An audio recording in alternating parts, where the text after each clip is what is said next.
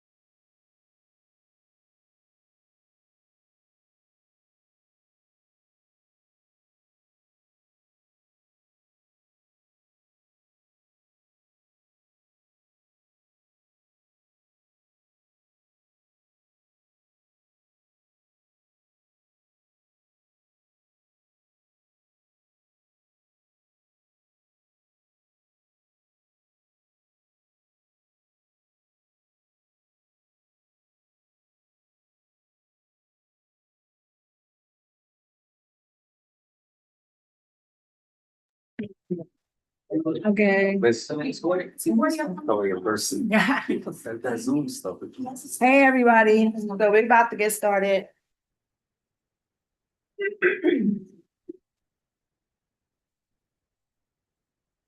Hello.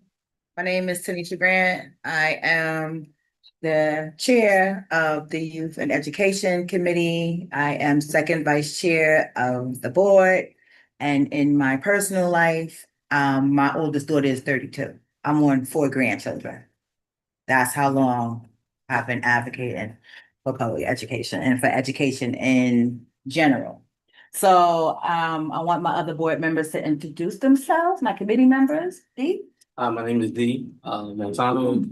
in the youth development for a while, born and raised in the Washington Heights area. And this is, I think I'm coming up almost on my first full year on the board. Al? Hello, my name is Al Curland, and I'm an appointed public member of Community Board 12. And the difference between a public member and a regular member is regular members are appointed by borough presidents and city council people. Public members are appointed by district managers specifically for a committee. Now, I've been involved in youth services in the Heights. Should I say the year? Since 1984. Okay. My first youth program. And I've been a And pretty not- regular attendee. And several months ago, Tanisha said, "You're here every month. Why are you not a public member?" So I applied and got approved.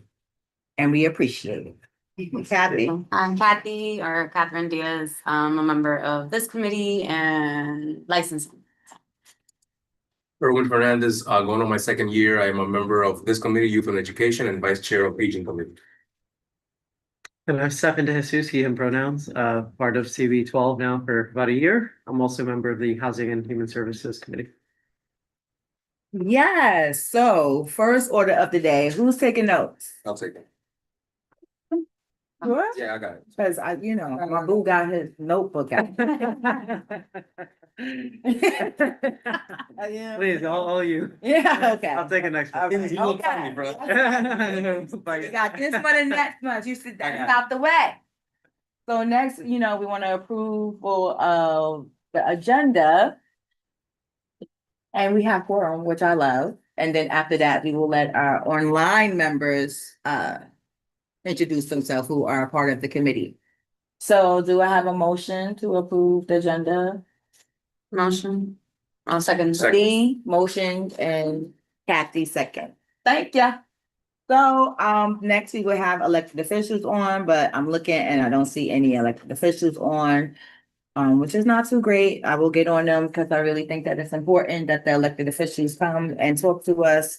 Especially during budget season, which we are in. We are in budget season for our state budget and for our city budget, and it is extremely important being that education is so big a part of our budget and so important that, our elected officials come and talk to us and we can conspire together of how to get our children and our families everything that they need. So saying that for the record, we will move on to community connections, which is one of my favorite parts of the agenda.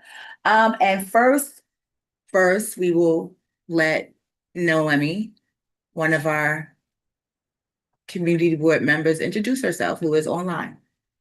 Hi, everyone. Happy Women's History Month. Kudos to you all for being amazing. I am part of Traffic and Transportation. I'm co-chair, and I'm also part of Public Safety. So thank you, Tanisha, for having me part of your committee today. Thank you so much for being here. And we also have our amazing Miss Rosa on. She is with Connect the Mundos. Hi, And we- everybody. We will be having some updates that is very important to our organization. So thank you, Miss Rosa, for being with us. You're And welcome. for all Thank you you do for having now us. and Thank you. urban farming. I'm ready to eat some cucumbers.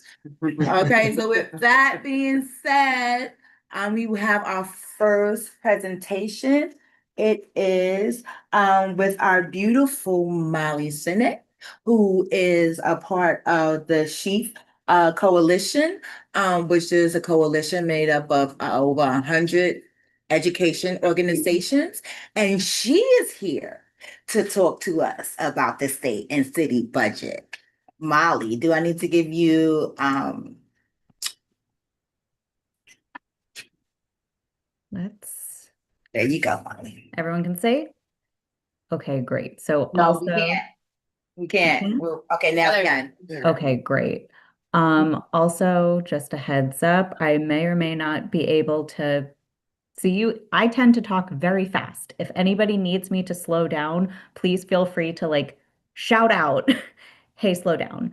As Tanisha said, my name is Molly Senak. I use she, her pronouns. I am with the Center for Independence of the Disabled New York. And as Tanisha said, we are a member of the Coalition for Equitable Education Funding. And so today we are going to be going over the education budget, both the city education budget and the state education budget, two very specific components of each.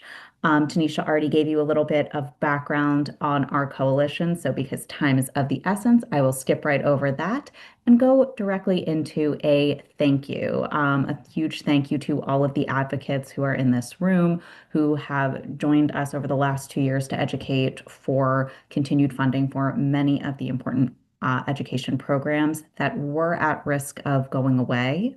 And because of the advocacy specifically of the people in that room, looking at you specifically, Tanisha, because I see your lovely face. Many of the programs were continued long-term or baselined, meaning that we don't have to fight this year for them to get funded again next year. Pardon me. Sorry, there we go. So some important education programs that are now baselined. We have 3K school social workers and psychologists, community schools, preschool special education, preschool special education contract enhancement, career pathways program, arts programming, public schools athletic league, early childhood education extended day seats. Oh my God. We've got shelter-based coordinators, literacy and dyslexia programming, bilingual programming, teacher recruitment, translation and interpretation, restorative justice. Only 6 million of that 12 million is baselined, which we will talk about in a little bit. High impact tutoring. And then as of the release of the mayor's preliminary budget, preschool special education services and evaluation, and summer programming, and much more. So we can see from looking at this long, long list, just a reminder, all of these programs were set to be cut. And through our advocacy, we managed to get all of that funding. So now we're going to talk about what baselining is, because we just said that all of these programs were baselined. Baselining means that funding is included in the budget for a program long term. It is ongoing funding, as opposed to funding only being included 1 year at a time.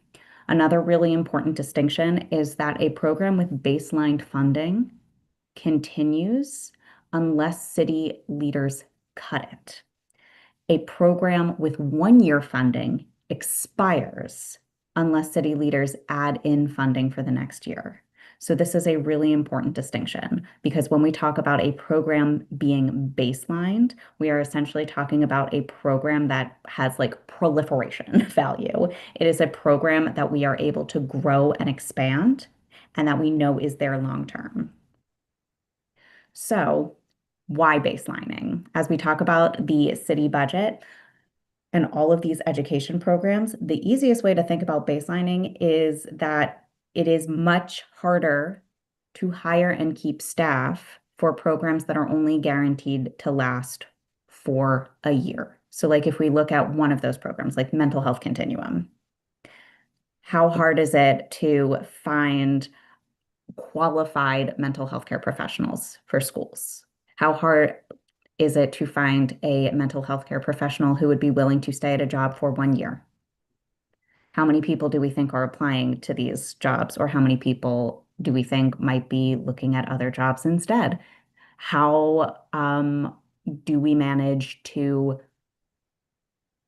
grow those programs, to create new initiatives, to do more outreach? How do we ask parents and families to rely on programs if you're going to tell them, hey, but by the way, don't get too attached, they might be gone next year?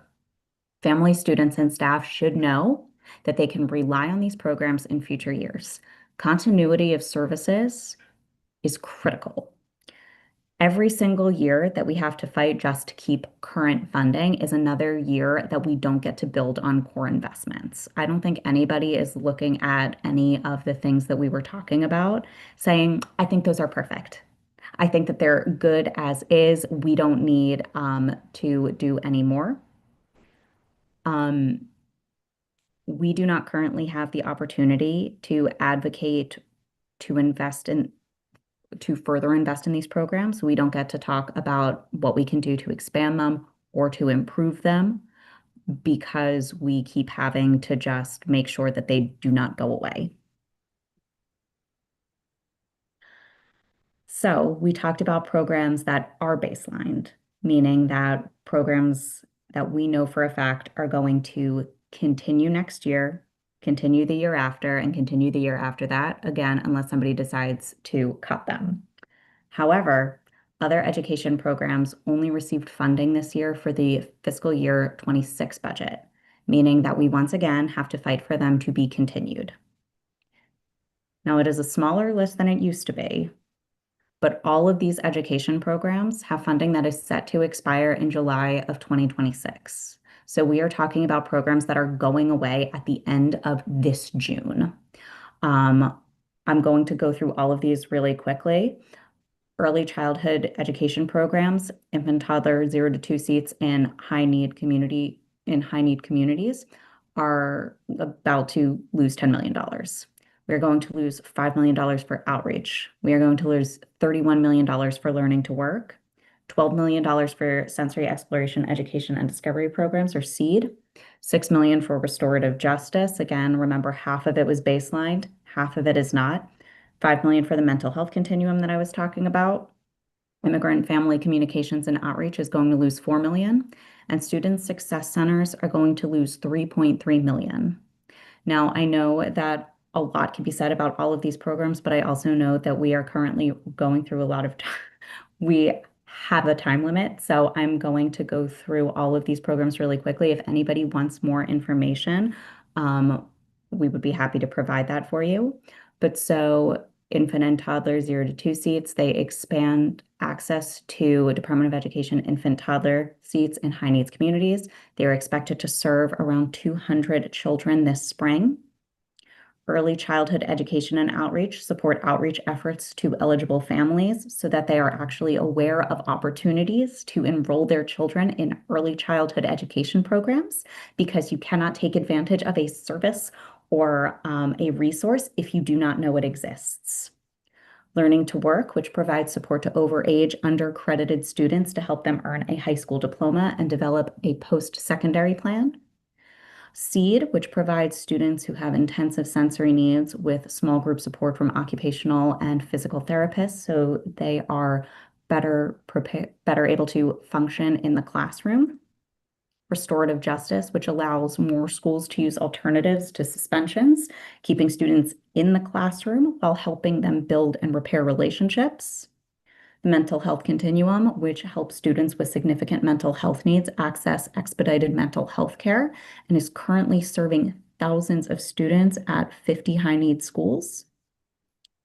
Immigrant Family Outreach, which again, you cannot use resources if you do not know they exist. So it strengthens communications with immigrant families, many of whom would otherwise be left out without important information about their children's schools. And this is obviously critical for this initiative to continue, given the increase in the number of newcomer immigrant families in New York City, as well as changes in federal policies. Student Success Centers, which allows trained youth leaders to build a culture of college going and help their peers with the college admissions process, and is currently in more than 30 New York City high schools. So our recommendation, obviously, is that the city should immediately baseline funding for these important education programs. Again, as I've been saying, parents, students, and educators need to know that they will be able to rely on these programs next year and beyond.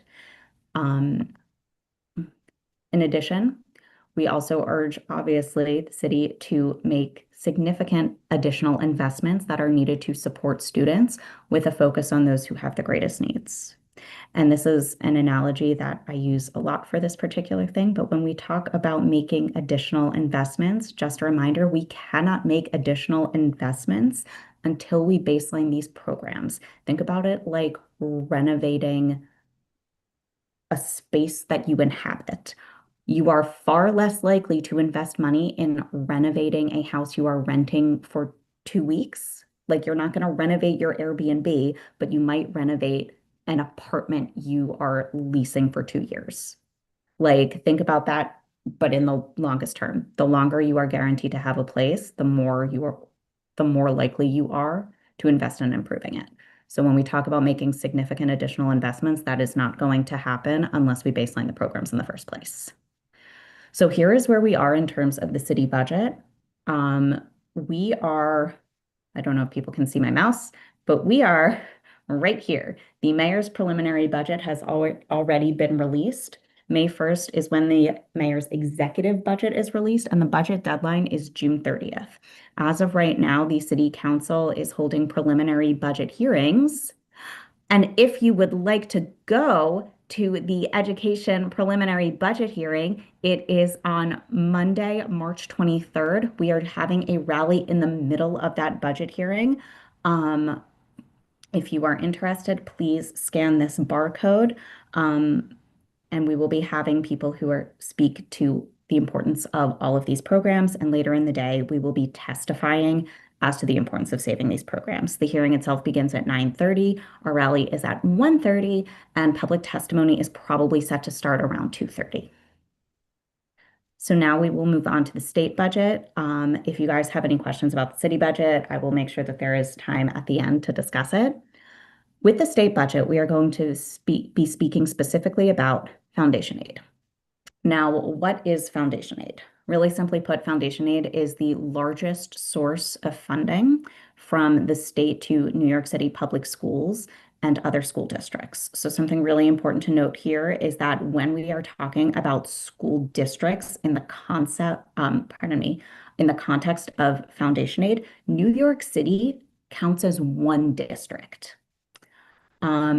Foundation aid, or that state education funding, is then distributed to New York City and other school districts through a funding formula that provides funding for each student. So it is a per pupil funding formula similar to Fair Student Funding. However, Fair Student Funding is city funding that determines how much funding each school gets, whereas foundation aid funding is state funding that determines how much funding the entire city gets.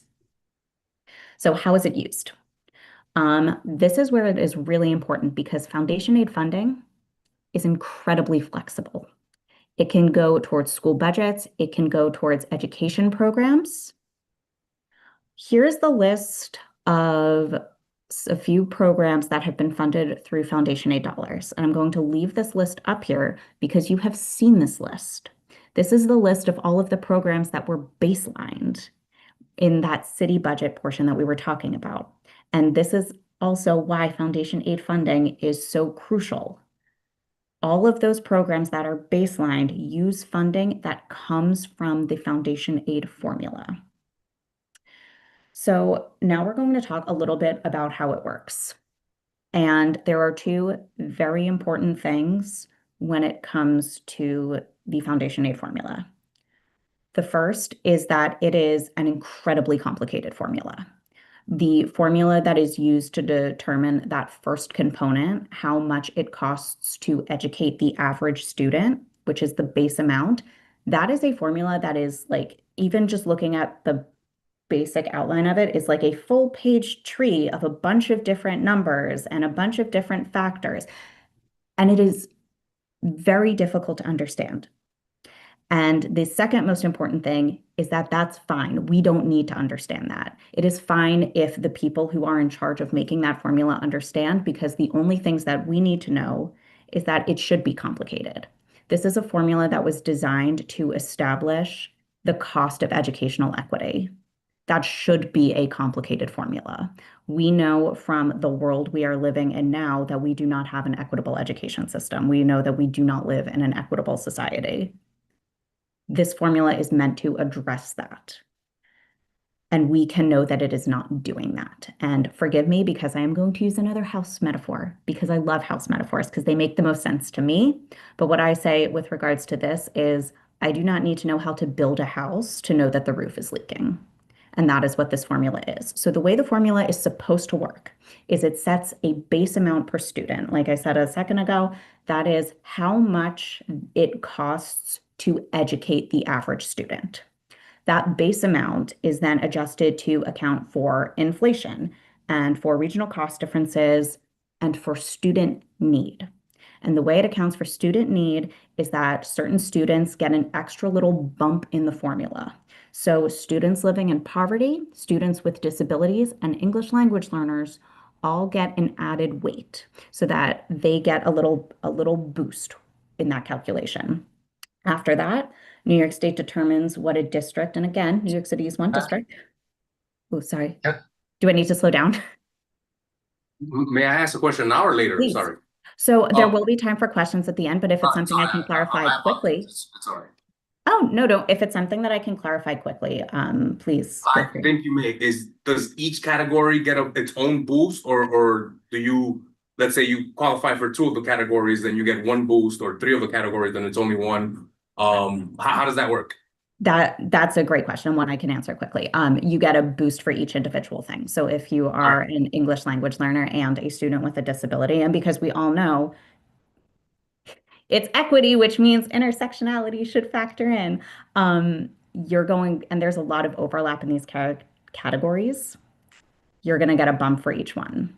And then that funding doesn't go to the student themselves. It's given in a lump sum. And you can use that funding to, like, again, not however you want, but with a lot of flexibility. So the formula determines the amount, and then you have a lot of freedom to determine how that funding is used. But the idea is that higher needs students are ultimately going to be receiving more funding. And then New York State determines what a district's minimum local contribution is, and then that amount is subtracted. So that is how we determine how much money a district is getting. So how did we get here? The formula was adopted in 2007 following the Campaign for Fiscal Equity lawsuit. And for 16 years, districts went without the funding that they were due from the state.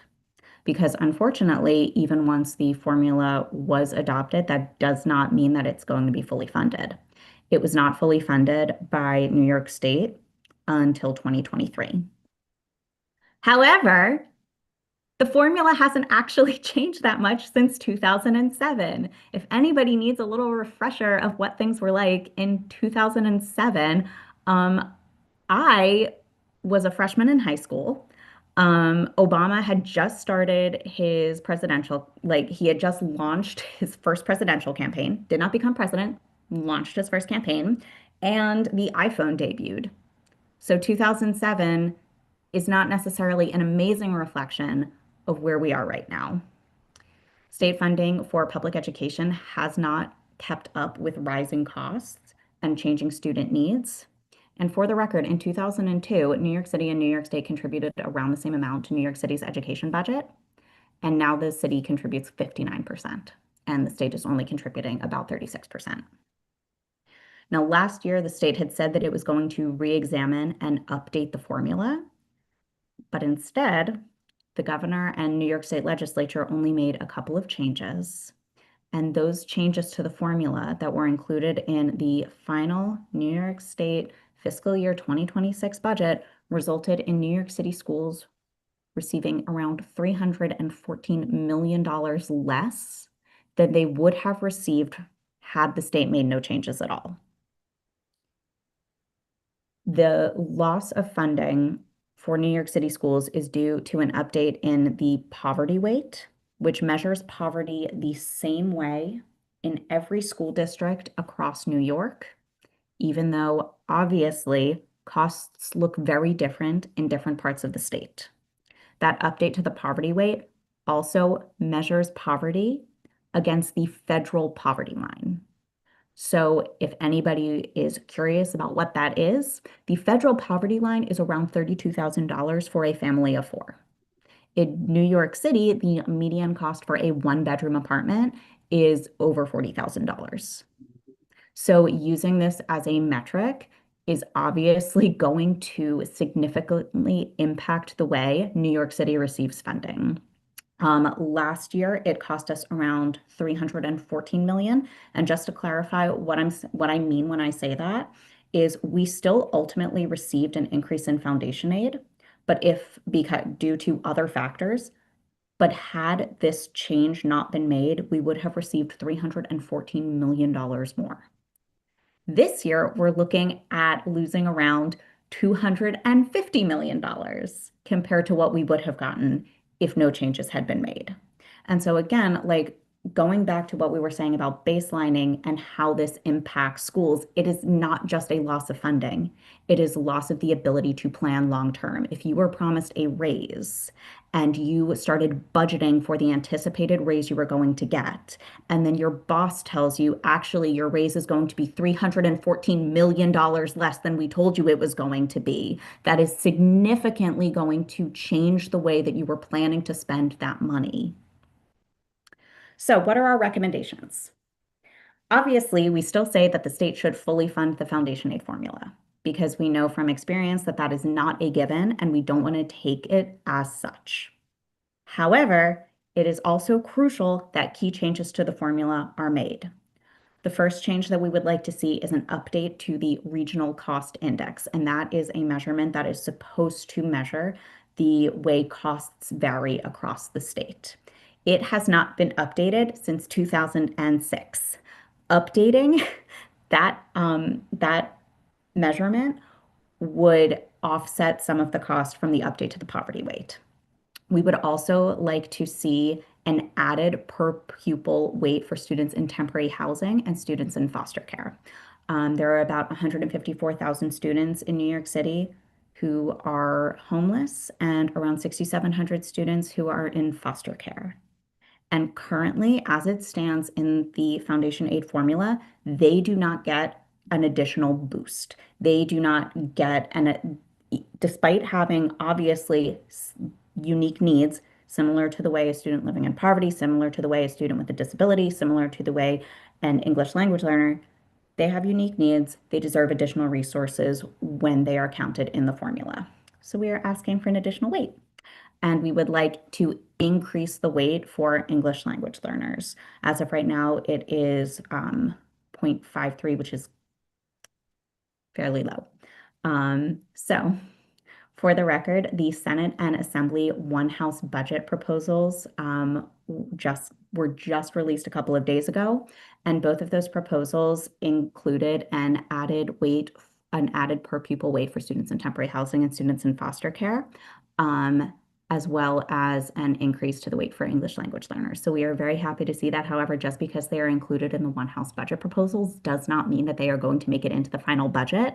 So it is really, really, really critical that we keep pushing legislators and we keep pushing Governor Hochul to actually make these changes, because again, we're talking about the cost of equity here. And it's been a rough month for equity, as we all know. Like what happened at CEC3 last month, I think really demonstrates just how critical this is.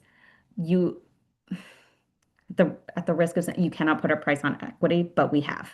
And we established it through this formula, and that formula is 20 years old and it needs to be updated. So where we are obviously between the release of the governor's executive budget and the state budget deadline. Supposedly, the state budget is going to be released April 1st. It often gets delayed, but we're going to operate with that timeline in mind, which gives us plenty of time to email Governor Hochul and key state legislators. And if you would like to sign up for updates and to stay involved, the QR code with the blue will allow you to sign up for any CEF updates if you haven't already. And the one on the left in the purple box will allow you to send a one-click email to our state legislators. So I'm going to come out of this. I'm also going to send all of this in a follow-up email to everyone so that people have these materials, so that people have all of these resources. But in the meantime, if people have questions, I am more than happy to answer them. First of all, thank you so much, Molly. That was amazing. Oh. You look at that. Thank you, Everybody everyone. feels informed. So questions, committee? I had a question. And first of all, congratulations on getting the new category of children that are homeless and houseless, because that's such a dramatic impact on their lives and they need that extra boost. The Yeah. question is, for young people that are impacted by trauma, Mhm. is that included in the category of disability? Or should it be a separate category? I mean, what is your opinion on that? So trauma does very much count as a disability. And in an ideal world, it would like everyone would know exactly what constitutes a disability, and we would be able to effectively count all of those students who have disabilities under that formula. And this goes back to something we were talking about with the city budget, where we're talking about the importance of being able to actually keep like mental health care professionals in schools staffed, and to make sure that students are actually receiving diagnoses and that we actually have people who are informed, actually like taking care of these students from the beginning so that we can know exactly how many students to actually like fall into these demographics. So it's a little bit of a circular answer, but the truth is like trauma, and this also goes back to the intersectionality, because in what world would being homeless not also create trauma? In what world would like growing up in poverty not create anxiety? All of these things qualify as disabilities.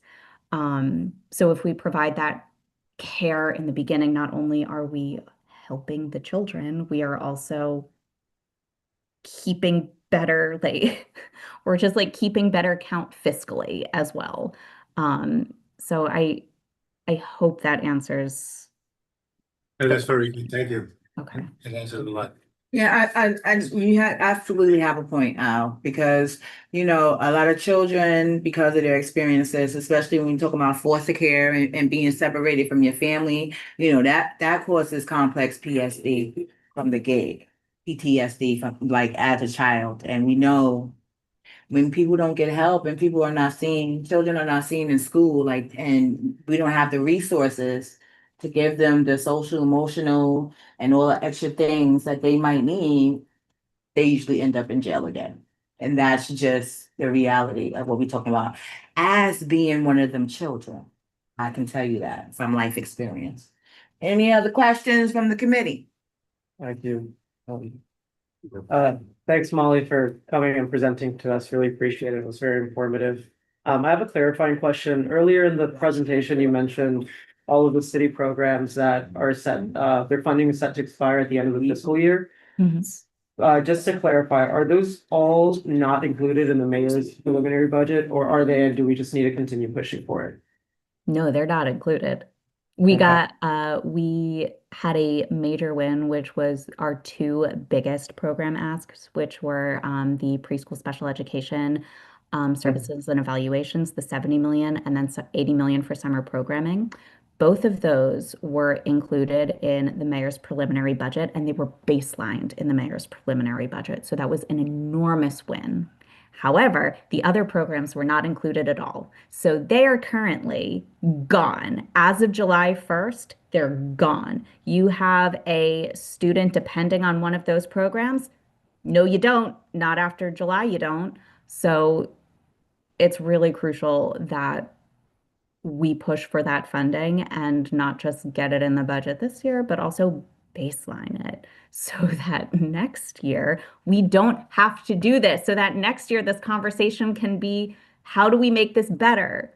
Because again, no one is looking at any of these programs going, I think these are perfect.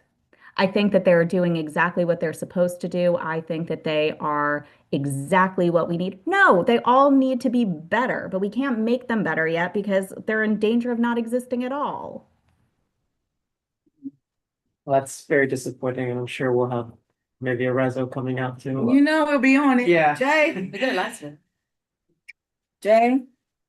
Quick question, if, so when base, so when a budget is baseline, does that include for like year to year, like increases in costs? So like, let's say you got $10 million, right? And then next year, I don't know, costs went up for X. And now you need 10.5. Is that 0.5 included already? Or is it you're at 10 and now you gotta fight for the 5? You For gotta, the 0.5. you gotta keep fighting for the increases. Okay, so at Um, least you got the 10. right? Yeah, and that's the thing, because like even if we're just like, if we're looking at a program like that, like let's say costs like $10 million, and then next year we're expecting the costs to go up to $12 million, like it's way better to fight for $2 million than to fight for $12 million. And then my next question, you stated that the money for those categories that you listed don't go to the student themselves and they can be used pretty loosely. Mhm. How do we ensure that that money reaches those students? What kind of safeguards exist so that the money isn't just used for whatever? There are some safeguards in place, and I will say, like, for the most part, that's not something like when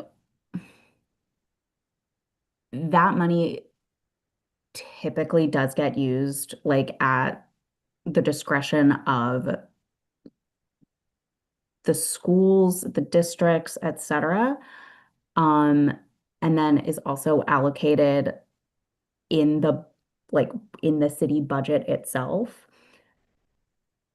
There, when we talk about like making sure that it's used for the right reasons, are we talking about like we want to make sure that it's not being like used for fraud or things like that? Well, I'm just Or thinking, it's like, what's the point of the categories existing? Is the right reason in general is so that the student body in that district gets it. But if our justification for that end is category 1, 2, and 3, right? Then it shouldn't be for the student body as a whole. It should be for 1, 2, and 3. So how do we safeguard against it being used for the student body as a whole when that's not the justification that was given so that the money can be received? so the way that it works in the formula is that those bumps are meant to say like, hey, FYI, there are going to be a lot of students who need additional resources. And those additional resources often typically benefit everybody. It's like it's the idea of like curb cuts, like things that benefit students, like things that benefit the people that they are designed to benefit are going to benefit the people they are designed to benefit, but they're also going to benefit everyone as a whole. So the formula is used to determine additional need, basically. So like if you are throwing a dinner party, it's essentially saying like, okay, so we have a bunch of people coming to this dinner party who are like vegan and gluten-free and have a lot of allergies and things like that. So we're going to send them to the grocery store with a certain amount of money to make sure that we can actually cover all of these different menu items. As opposed to saying like, oh, we're throwing a dinner party for a bunch of people who can eat whatever. Um,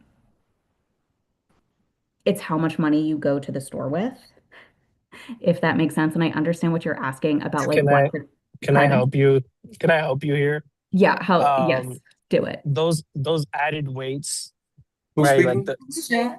This is Jay. What's up, Jay? Uh, I'm not promoted as a panelist, so you can't see me. So the added weights, so like if you add a weight on like homelessness for the foundation aid, right? The point of those added weights is for the increased funding, and what the principals ultimately have to do in those schools, right? Like we're talking about homeless folks, you need licensed youth counselors, you need social workers, right? You need actual support for your students. So that's what that's what they end up using their money for. And all of this is reported. So it's not like they can just use the money for whatever they want. So those are what those weights are for. Because in our school system, we have a very large population of homeless youth. Yeah, It's like, yeah, and the way that we track that is that the Galaxy system, like the principal has to post publicly on the DOE website what he used money for. And that way you can see where the money is going, what type of services it's going to. Like that, if that makes sense, right? So if we have a seed program, but we don't have an occupational therapist, then, that's reflected in the budget that they didn't have the money to pay for the occupational therapist. So therefore, the children had no occupational therapist, right? So things like that. So the more of those students or those categories, the more of those students you have, the more money you're able to get for the district and the more stuff you are able to do theoretically. For the good of Exactly. Because we Exactly. know, And oh, sorry, go Oh. ahead, Tanisha. yeah, we know that public schools have been underfunded for a long time, and a lot of times, a big part of the budget goes to bureaucracy. We're paying people six figures That's kind of. and we're trying to figure out what they do. I can tell you, I've been here for a very long time. And I'm still trying to figure out people's jobs. You know what I'm saying? And the chancellor is the highest paid official in the city. He now makes over 400 grand when the mayor makes 200 and something. So, So Molly, I just wanted to say, like, I do want to, because I understand like completely what you're asking, which is like now that we have ensured that this money is like that we have gotten this money, this lump sum, how do we make sure that it is actually being used in the right way? And there are guardrails in place. And I do just want to be clear that in this case, like flexibility does not mean a lack of accountability. I cannot, like, I am not well informed enough to say exactly like what those guardrails are, except to say that like they do exist and the flexibility that schools have to spend that money is ultimately a good thing. And the way it is determined how that money gets spent is determined by members of the community who essentially keep advocating for the way the money gets spent. Like the funding that we talked about in the beginning for those programs that is allocated by the city council, to use foundation aid funding to pay for those programs that we as a community fought for. And then city council said, okay, so we've got all of this money. We've got X number of students who we know need extra resources. We look at all of these factors and we determine that these are the programs that need to continue, and we have this funding that can go to those programs. So I did that Yes, that assuage your definitely. worries a little bit. I appreciate it. Okay. any other questions? We got a question online. No? So Carlos online, he said he didn't see any STEM education funding in the budget.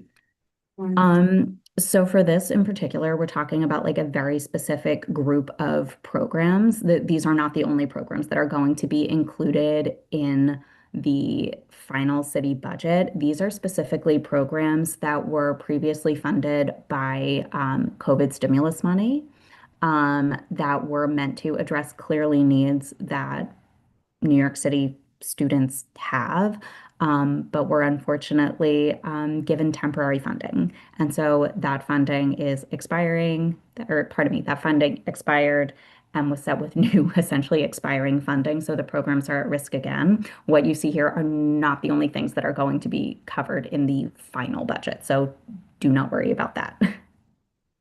Thank you. Do we have any other questions or comments before we let Molly go and get to our next presentation? Any of our community members online? Is Noemi still there? I'm sure she is. I just didn't see her. There we go. Any questions? Y'all good? Okay. And we will have, the presentation will be sent to us. Thank you so much, Molly. This is so important. Fighting. Thank you. Thank you, everyone. Bye. So now we will move on to Our Zeta school presentation. Floor is all yours. Thank you. Do you mind if I stand right No, here? no, no. Sorry. Go, so we can see him. Okay. And and I'm supposed to be next to the owl apologize. anyway. Apologize in advance. I am not ill, but I have a little weird thing that's been going on with a throat clearing situation for a few weeks. May not be my back. Thank you so much, Chairperson Grant and Community Board. We are so thrilled to be here today. We have a few family members and team members and a representative from our high school leadership here today that will share a little bit about their perspective. But I wanted to start, if we can put the deck up, with just an overview of what our Zeta High School, Zeta Manhattan High School.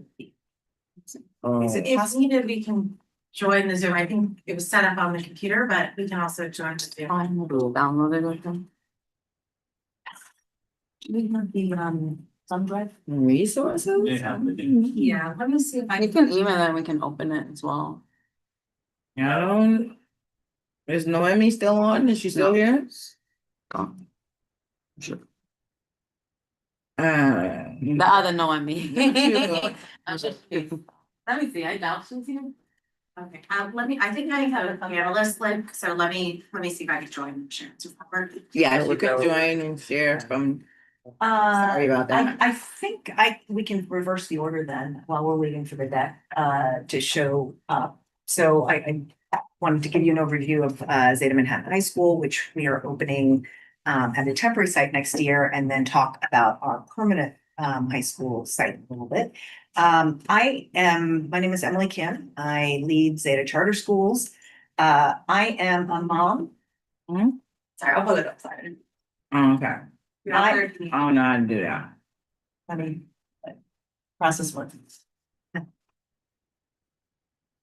It's on this one. Oh. See, I knew, I tried. Why don't I? Thank share you. my- No, we got it. Just give us a second. No, yummy. You look so pretty. I love your background. I guess I can still continue so we can save time. As I said, I am Emily Kim. I head Zeta Charter Schools. I approach my job as a mom. I'm the mother of 3 sons. I have a college student. I have a junior in high school. And then I have a 4th grader who attends one of our schools as well. And all of my kids have been through the public charter or the public district school system. So I'm a public school parent. Like many of you, would do everything for my child to make sure that they have every opportunity in life. And that is how I approach my job. We are, oh, wonderful. Here it is. Okay. So, we opened Zeta. Let me actually go over this. I do have to look at this as well. I know they can see as well. We opened in Upper Manhattan 2018. We opened with kindergarten and 1st grade, and we add a grade each year until we're right now we're pre-kindergarten to 8th grade because we're in our 8th year. We are opening our first high school this upcoming year. In our 1st year, we will be in a temporary facility located at 517 West 164th Street. And then we will be moving to a permanent facility. This is rendered over here on the right at 181st Street and Broadway. This facility will serve middle school and high school, and it will serve students coming from our Zeta Inwood Elementary School and also new applicants from the immediate. If we can go to the next. Okay, perfect. Thank you, Art. I see. Perfect. Zeta's High School is focused on helping children find their purpose and their passion and to live their most powerful lives. Excellent. 3 things that are very important about our high school. Our high school is highly individualized. We want children to be seen, heard, understood as individuals. That is really, really important so they can fulfill their potential. We are a college prep school, so students at Zeta High take AP courses, we prepare them for the SATs within the school day, and we provide college advising. And then really important, we don't know what the world of work will look like in the future. And our high school is designed to prepare kids for the future of work, no matter what it looks like. Again, we don't know what that exactly it will look like, but we do know as educators that students still need to be excellent problem solvers, critical thinkers, and do hands-on learning. So we have really emphasized problem solving and critical thinking to make sure that children will be future ready. Next slide. These are the four elements, pillars of our design. We want children to find their people, to really feel that they belong. We want to equip them to shape their powerful path. We want them to grow their working world by expanding their horizons through trips and through inner journeys. And then we want children to take hold of their limitless future through college readiness.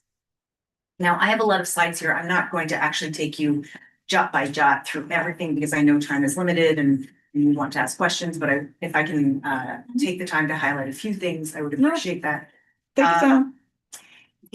Every child will be a part of a Z-Pod, which is a 12-student small group of students and one adult Z coach. We want to make sure that those Z-Pods stay together from freshman year to senior year, and that will be a place where kids set their goals and receive guidance around social emotional, or actually practice social emotional learning, learn life skills, executive functioning, and teamwork. This is one of the fun things for kids is we have 4 Z houses that each Z house spans freshman through senior year. It's an opportunity for seniors to mentor freshmen. It's an opportunity at the most important project that Z houses do is a day of community service. I'm a big believer that students not only need to go on and live their best, most powerful life, but they need to be grounded in service. And so community service is highly emphasized at our school.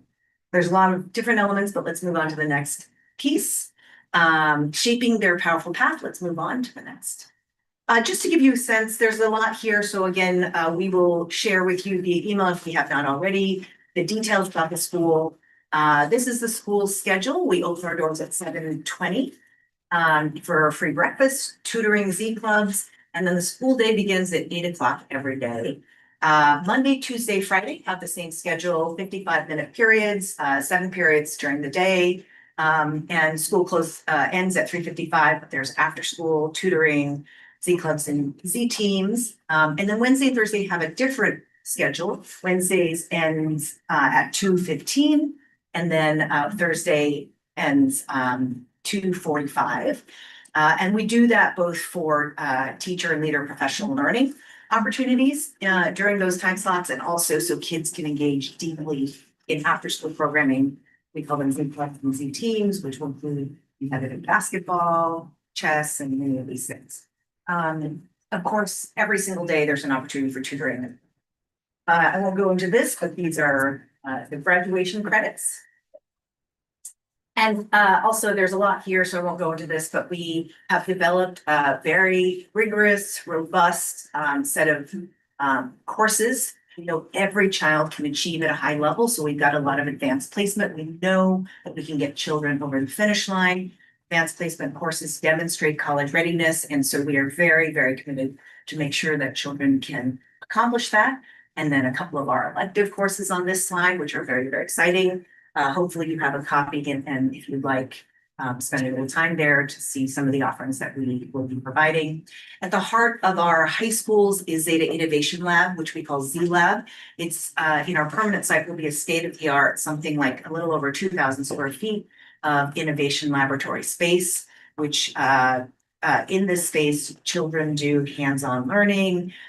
They build things. It's both future forward, where children will learn AI and coding, and then also go backwards in time. If you went to middle school about the time I did, woodshop and home ec were a thing. We don't have that today, but within Z Lab, there are sewing machines, there's 3D printers, there's woodshop activities, and A big focus of the Z Lab is entrepreneurship, so children can be learning to build their own businesses.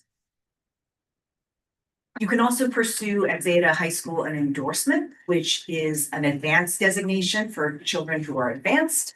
We offer STEM endorsement, entrepreneurship, business and finance, and then creative. And these are blocked by my transcripts. And then very important for kids, our kids love this page. There will be all kinds of wonderful clubs and teams, competitive teams that travel, chess, taekwondo, basketball, visual arts, orchestra, theater. And then, of course, in high school, kids form their own clubs. We've got a lot of interest in some of these clubs. We see listed here, including volleyball, photography, gaming, crafts, and athletes. But there will be many more clubs as we grow. Next slide. So seed portfolios is a big feature at our school. Students will be adding annually to their portfolio of work. So 9th grade, they explore who am I? The entire theme for the year is who am I? 10th grade is what do I want to do in this world? 11th grade, what impact do I want to make? 12th grade is how do I want to be remembered? The great thing about portfolios is that their best work will be curated and put in these portfolios. And by 12th grade, this will serve as the basis for college essays and college submissions for their applications, which as a parent, it's a lot of work to apply to college. And so collecting their portfolios is a wonderful way to make sure they have a body of work. This is also very unique to our schools. We want children to go on seed journeys. Many times kids are not yet seeing the broader picture of the world. And so we want them to experience the world outside their immediate community. So of course, college tours, I think there's a little typo here, sorry about that. They could spend a summer at a college taking college courses, go trips to other cities, and or volunteer for Habitat for Humanity. And it's really important to expand kids' horizons through Seed Journeys. And so they will be taking a number of these throughout their career at Zeta High. And then last but not least, very, very important, we are college prep. So you can see here, 9th grade, of course, there's an opportunity to take AP courses from the very beginning. We do college counseling starting 9th grade. It is different to go to college than I went. You have to start thinking about it from the beginning, including forming your college resume. And so we do start thinking about that with kids and families starting 9th grade, including the college tours. We provide SAT preparation in-house. It can get very, very expensive, and it is critical for kids to get into college. And so we do provide that as a required course in-house. Additionally, I think this is probably unique. We offer, it's not that we offer, we require that you take a college readiness course. And in that course, you also prepare your college applications, you prepare your essays. We also help families prepare their FAFSAs. If you've done a FAFSA, it's intense. It's now not just the FAFSA, but the CSS profile. So we do support that process, making sure that we did demystify that. And then we have one-to-one college counseling, college readiness course. We have a commitment to ensuring that children are matched on an individual basis to the right college for them. And we have a commitment that we will be looking for scholarships and financial aid so that we do not believe that children should come out with big college debt. They should come out with no debt or little debt and be able to start their amazing, extraordinary lives debt-free. So that is the commitment we have made. I am so excited that our high school is coming online. Just a note that the feeder for our high school is kids are coming from Zeta Inwood, which is our 218th Street campus. And then additionally, of course, there will be seats open to the community. I hope all of our kids come with us to our high school. That's always our hope. But I have 2 older kids now and they made their own high school choices. I didn't really have much say. So there will be, I'm sure, some kids who choose other schools. And there will be, I I can't predict right now since this is our first year, but I anticipate there will be a meaningful number of seats open to the community. We do provide admissions preference to families living within Community School District 6. I wanted to introduce a few people from our community. We have two parents here, Ms. Mata and Ms. Mata, who have children at our school. And then I also want to introduce Raven, who is our Associate Dean of the high school. And if you don't mind us taking time, they did want to share a little bit about their experience as well. Would you like to go first? My name is Vanessa. I live in Washington Heights. I'm a very proud Zeta parent of two children there. They currently second grader and third grader.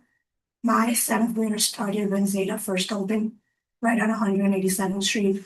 And since I joined them, they said it's only for now, but we're planning to expand. And they've kept their promise so far. And my daughter has just been excelling. Her test scores are 4 across the board. My third grader is excelling as well. I love that my child goes every morning, they're happy to go to school. They're eager, they're excited, they're providing them incentives to what they're doing. The middle schooler has dance parties. She's part of the dance team, so that's something that she's eager to do in there. And they expose them to different activities that I sometimes not be willing to explain to them. So having this high school opportunity now keeps their promise to me that they're going to continue to provide my child until they're able to college. Thank you. Hi, my name is Anais Mata. Again, I'm a proud parent of a seventh grader. My son has been in Zeta since kindergarten. When they first started, I spoke to Emily and I said, my son has an IEP. My son is a 12-to-1 student. She said, give us a try. Let us show you what we can do for you. We've all scared us, like, let me try it. And that was the best thing I did. My son graduated IEP in October. My son has been getting 4 all across the board. My son loves orchestra. He has been playing the piano, the cello, the violin. He loves basketball. I was born and raised in Washington Heights. It is nice when we go to the park and he sees his friends. I'm a very involved mother, so it is easy for me to commute to Zeta, only take an hour away from work. Instead of having to commute downtown for high school, asking for a day off, having my son take the train for an hour to commute back and forth, I think Zeta will bring the opportunity to have a better, safe environment close to home, where I could just jump if something happens, I'm right there. He feels secure, he loves his teachers, and he loves the social emotional. He loves circle time. He loves talking about, I'm not feeling well today, he knows where to go. So Zeta has kept a promise, and I think this high school opportunity is gonna benefit many things that I didn't have in my going to the high school around here, and he deserves the best. Thank you. Raven, do you want to read some? It's up to you. I don't want to make you nervous. Whatever you think. Hi everyone, my name is Raven. I'm going to be our dean at our high school and I'm super excited.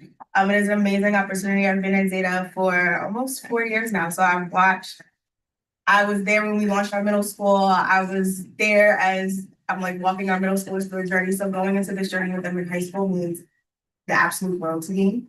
And when I talk to our families and I talk to our kids, they are very passionate. I got kids come from Washington Heights and Inwood. They are very curious. They are very ambitious. And they want to do all of that in the community that they grew up in. Like she mentioned, like they don't want to have to travel 45 minutes an hour away to have to go to a school with another community. They want to do it right here where what they consider home. So it would mean the absolute world for us to be able to bring that. We've been delivering on our promise to date, and this community deserves the promise of us bringing Zeta High to Northern Manhattan. This community deserves it. Our families deserve it. The kids deserve it. It is an investment in the youth. It is an investment in their futures. And I'm honored to be a part of the Zeta family, to represent our families, to represent our kids, and to be a part of what's going to take them to the next level. Thank you. Could I ask you a question? You said that you're an alumni of Zeta? No, I said I've worked at Zeta for 4 years. Okay. Do you live in this community? I grew up. Thank you. Thank you. I wanted to mention one more thing that I forgot to mention is, you know, I've been in schooling for a long time. Zeta is responsive to community concerns, and I know there are concerns, and you invited us, so I anticipate you have some, and I'd love to receive them and see if we can address those concerns. One of the things we did address was that there was a strong feeling that charters should not be in DOE facilities co-locating. And so we made a commitment to pursue private facilities. You know, we have had DOE facilities on a temporary basis because it is very, very expensive to build a building, and, you know, as you know, we scale up with K1. So we have made that commitment and we have kept that commitment. And so while I recognize there are questions around this new facility, the other thing I wanted to note, we build excellent schools so families can stay. So families can say, you know, there's a lot of controversy around, do kids, and we are, our schools are 99% children of color, largely low income. And there's a big question in communities in New York City actually around, do children from certain zip codes have access to the best high school opportunities? And I think the answer is we need to build more schools in communities where they do not have, there may be excellent options, but families deserve options, and there need to be more excellent high schools. We are building one within the community. We have a school in the community. We are part of the community.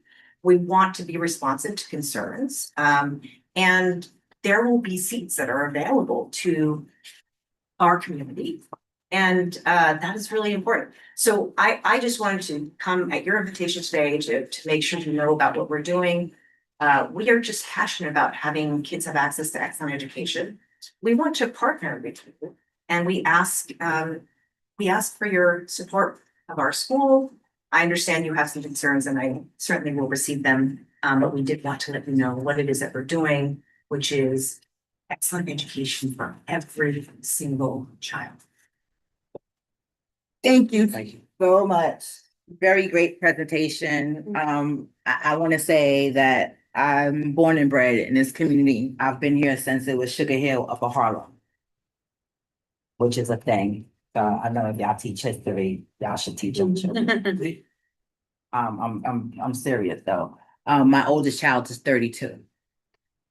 So I also have children. I'm on grandchildren. And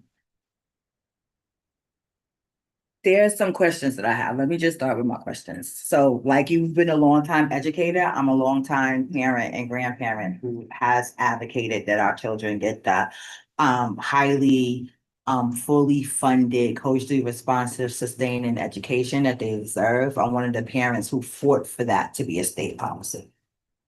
Very important to us.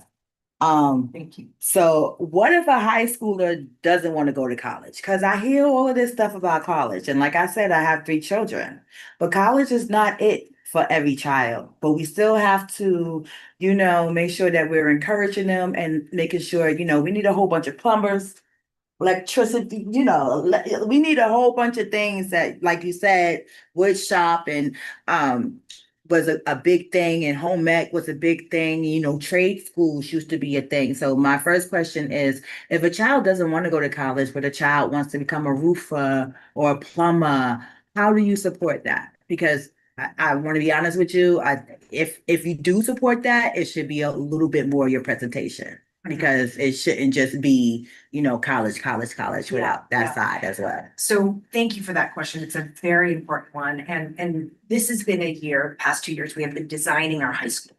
And and we've had so many debates. If you saw the debates we had, one of the debates is this question: is college for everyone? And we have talked about CTE, technical education. And am not necessarily a believer that college is for everyone. I actually, it's probably not for everyone.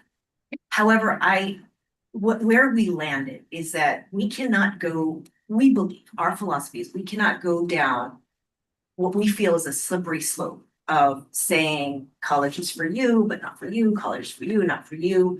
And our experience in education is that kids surprise you. And one of the things we are battling against is the battle against low expectations. And so we have decided we are going to be college prep. This does not mean if you don't want to go to college, if college isn't for you, that you should go to college.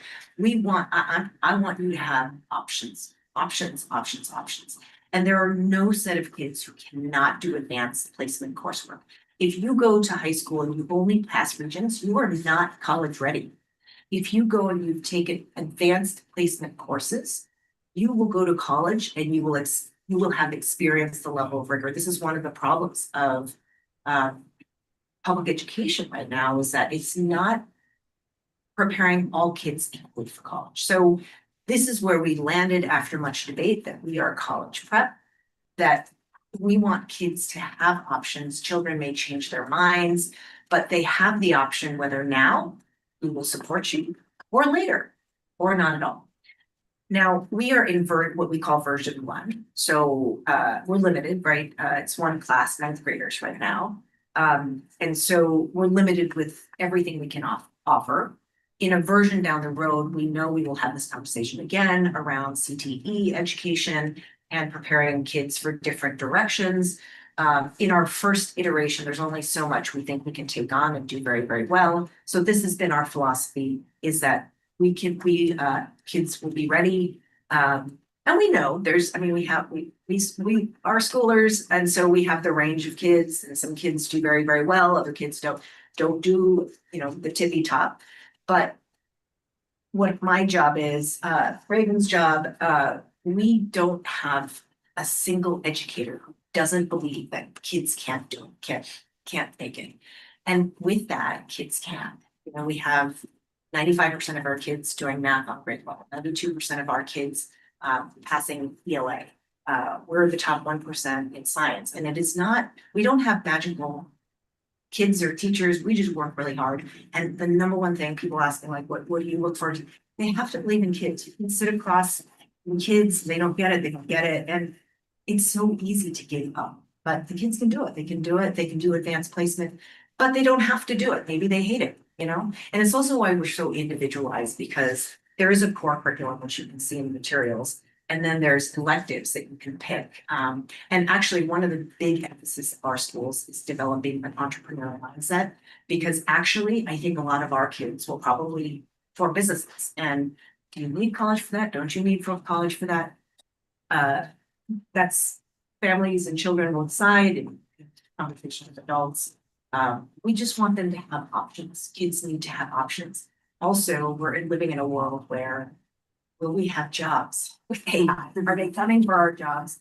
We want kids to have the skills they need to be able to have not just certain jobs, but the flexibility to have their choice of jobs, to learn other things, and to have management jobs, and to have a seat at this table, other tables. It's really important to us, not just subsisting, but see the big seats. That's really what we're aiming at with all of our schools. That's our mission and our focus. Thank you. Sorry, that No, was- no. Thank you so much. Disclaimer, I did not go to college. I have a whole GED. And I built a business, and I also built a name as a community organizer. And I tell you that with 2 of my children who did go to college. So it's very important to me, that we, some of these colleges, Columbia is gentrifying our community. And it's an elite college. Yale and Harvard got their starts in, my ancestors either built them or was the economic base for them. And, I just have to push back a little bit, because half of the knowledge I have wouldn't have been taught to me in college, so I just want you to take that into consideration, because I know for a certain when we're so college driven, that does put pressure on high schoolers where they think and feel like that's the only thing that they can do, that they should do to be somebody. And I know a lot of Black women who are in debt because they went to college and now they can't take care of themselves or their families. Yeah. Because somebody at school told them this is the way that you're going to make it. So we got to be real careful. But I want to move on because I know my other folks got questions. So you talked a little bit about learning difficulties. So do you support all children that have IEPs? What about children with autism? We serve the full range of abilities that a general education school serves. So we have autistic children and we do very, very well. You heard, I mean, we just, there is no difference to us between a child who has what's called a disability, different ability. Yes, And, definitely a different ability because their brains just work different than ours. I think we might be the disabled one. Okay, because as an experienced grandmother, I can tell you my grandkids are as smarter than I will ever be. But sometimes we make disabilities into, something that's a shame and it's not. So we don't yeah. want stigma associated with, and we sometimes have families who don't want the label and we're like, we don't have a label. Mhm. And our goal is actually to hear these stories about families and children who graduate from their IEPs, they receive the supports they need. That is the goal. There aren't IEPs in the workplace. And so our goal is to figure out how can we make sure that children become very independent so that they can be on their most powerful life path. I think your Z Labs are amazing. And I think that it might be worth thinking about incorporating CTE into them. I think, to give the children like, okay, well, I don't want to go to college. I can go to the Z Lab and learn about electricity or go to the Z Lab and learn about plumbing. Because we need plumbers and electricity and we need plumbers and electricity that look like us. And that's a very, very, very good, business. And there's just so many things, so many pathways that our children have that they can take. And we just really need to make sure. Also, another disclaimer. I live in the neighborhood of where your school is going to be opening on 164th, St. Rose. Well, not St. Rose's anymore, so I'm a native. But when is that going to be opening? Because I see the signs. That's next thing this fall. This fall, okay, 2026. Okay, thank you. Question, Kathy? Yeah, I have a few. Where do I start? Sorry, okay. How many seats? I know you're starting obviously with ninth grade, but what's the goal for the high school in terms of seats? So at full scale? Yeah, The permanent set. permanent side. It's just over 1,000, about 1,000. For all 4 grades. Yes. So like an approximate like 2 something. With that one? Or is it like, Yeah. Oh, sorry, across the school, it'll be 1,000. oh, across, so all grades, All I mean, grades, from sorry. kindergarten all the way? No, from No, ninth from grade ninth to grade. 12th grade. People have. So that's about 250 to a little. Per class, per year, so. We're gonna tax him because it's tied, so you can go How to. many kids in the classroom, students in the classroom? We have about 30 children in the classroom. We usually have a head teacher and then a resident teacher, so 2 teachers in the classroom. The resident teacher is the teacher in training, and we try to maintain that ratio. Thank you. I think one thing that popped up for me, I mean, obviously it's the first high school for Zeta. Yes, Yeah. very first. We especially for the board are like our vision, our task is the district and something that and what I'm seeing is the mission of the school, but I'm not necessarily seeing in the presentation that I'm curious if you've talked about internally is about the school as part of the community. So the emphasis, for example, on everything from the Z Lab to the Z Journey, did I get that right? Z Journey? Yeah. In being able to understand what partnerships do you have in place that you want to scale to the high school or those that you do want to implement? Because I can see, everything that, from Tanisha's been saying, there are resources within the district. There are governments, I'm trying to find the Z Journey page, sorry. There it goes. The portfolio. Yes, here. When you were presenting on the Z journeys, I see a lot of like external, but we also are very rich in this district in resources in terms of, whether that's around democracy in action or volunteer projects or service projects. Curious if that's anything that is in discussion or if that's like a commitment that you guys are willing to make in terms of being able to work with other institutions in the neighborhood. Yeah, I mean, we are absolutely willing to make that commitment. Our goal is that our kids are volunteering locally within their community. So that is absolutely commitment. For high school opportunities like that, and those are very important. It's hard to find actually enough opportunities for all the kids. We are actually researching those opportunities, and we do want them to be local within our community. So we absolutely would be willing to make that commitment. Okay. And then what will happen with the 218th Street location? So given that right now it serves some middle school. Well, that's a permanent location. It will become just elementary school. Right now, we're with the scaling up and the grades, so it won't have enough space to serve the middle school. Right now it is.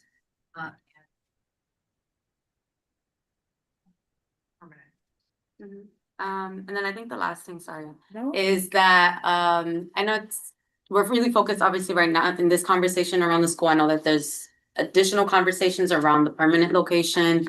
I think my question, or I think all I would say with that in this regard is that it's a huge space. This community is always anxious for space and curious if you guys would be open in terms of like, what does that school look like within the community in terms of just partnerships, in terms of like the physical location itself, whether that's meeting rooms, what the renderings might be for student activities outside of hours. I think that we've had that conversation with other schools, both, I'm thinking like School in the Square and Inwood, and what that the use of space looks like outside, because it's all one, in terms of the students, particularly the majority of the students are going to be from here. So that's all I'm saying. Thank you, Kathy. Next. Sarah? Who wants to go? All right, do you want to go ahead? All right, so I have a question. Jamira, first introduce yourself. You got here late. I'm Jamira Nalcover. I am one of the board members to Youth and Education. I also serve as vice chair to the Public Safety. So if there's anything with the parents, any safety, welcome to join us. So my question is around the AP classes. Are they mandatory for the students or is just is optional for them? So New York City requires 5 external exams to graduate from high school. And right now, most public schools require regents. At our schools, kids are taking 2 regents in 8th grade. And then in our high school, we do require kids to sit for AP classes. And you can opt for regents. And again, it's for reasons of children who really want to do that, families who really want their kids to do that. But we do require kids to sit for some AP courses so that they have that experience. Can they opt out of AP classes? It is a part of our graduation requirement, so you can't opt out. And because there's a state requirement that you have to take 5, we require a certain number. You need to sit for the exam and also take the course. But there is an option and it would be through principal's exception and conversation with families to take the regents instead. It is not one our graduation requirements do require the AP courses, but we do have the principal's exception. All right. And about that in particular, what happens hypothetically if the student fails an AP exam? They get a 1 or 2. How does that impact their high school career and then their ability to graduate? If kids, you take the AP course and you get a grade for the course. Right. The exam, you need to sit for a certain number of exams, but that's not related to the course grade. Mm. So you would get a grade that's separate for the course, and like AP would get the score that you get. You can always retake it, and we do encourage you, if it's a core course, we want to see a 3, which is passing. Yeah.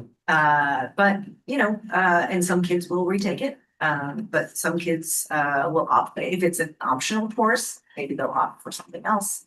Our pathways are highly individualized. We do have core courses, but children will be able to, with families, we map out individually for each child. They have a graduation program that they have to tick off the core requirements, but when there are struggles, we meet children where they are. We have tutoring. We will have tutoring. Our philosophy is every child. There really aren't children who can't do it.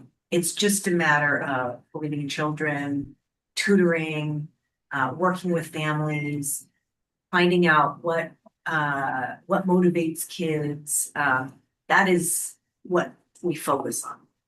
Sometimes kids have a hard time because they don't believe it themselves. And so in those circumstances, the adults around them have to believe it. And so that's very, very important. So we think kids can do it. I have a backup question. Hold on, Jamira, because it pertains to this. So, and I was one of the parents who forfeited, full disclaimer. In 2027, the 2028 school year, starting in that year, children will be asked to take Regents, but it will no longer be required for them to pass high school. Well, we've been closely following, and at first there was a notion To graduate. well, I think, and you may be up on the most recent. I was literally on the advisory committee. Oh, okay. The blue ribbon advisory committee for the Regents. I was Yeah. literally one of the members. Our So, understanding is you still have to pass No. something and that the Regents will be an option. But if you have further information, actually. but this is the Regents specifically. In 2027, yes, there will be some type of test, but it won't be the Regents. Because starting in the 2027 school year, yeah, the kids can take it, but it's not going to be required for them to graduate. Right. You can look. Well, we had understood, and I could be wrong on this, and we'd love your expertise on this, that there will be something that is required. Yeah, that but it won't be the Regents. Regents. So this is what I'm saying. Are you planning for that? Because. We are. Okay. We are not really what I would consider a Regent school, because the issue with Regents is that you can pass it, they're not college ready. So I'm not a huge fan of the Regents, I'm gonna be honest with you. So that frees us to focus on class placement, portfolio, things of that nature. But it has been, the guidance coming out has been very confusing, and so we have understood it. We're a little bit waiting for that, and right now we have to plan for what we know. But if you have more information for us, we certainly would welcome it. We have not. Listen, you can simply Google it. You can Google it and it will tell you that they're going, starting in 2027, that They're phasing it out. they're phasing it out. It will no longer be a requirement Right. to graduate. So if we're asking all of these questions about Regents and we're already in 2026, and by the time this is phased out, you will be at this high school, but you will be assumably building your high school on 181st, right? So this is something that we need to know and consider. Thank you. Thank you. I wanted to follow up on the AP classes. So I'm assuming these are directly in collaboration with the College Board. Are these classes instructed by college professors, like local universities, faculty?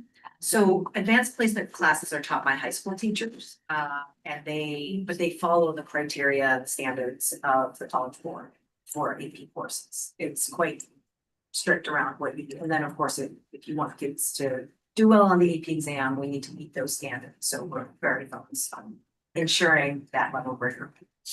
I just want to throw it out there, so we could take it into account. A lot of these universities, especially on the private side, although take it through the College Board, if a AP class is not instructed by faculty of a university, it may not be transferable.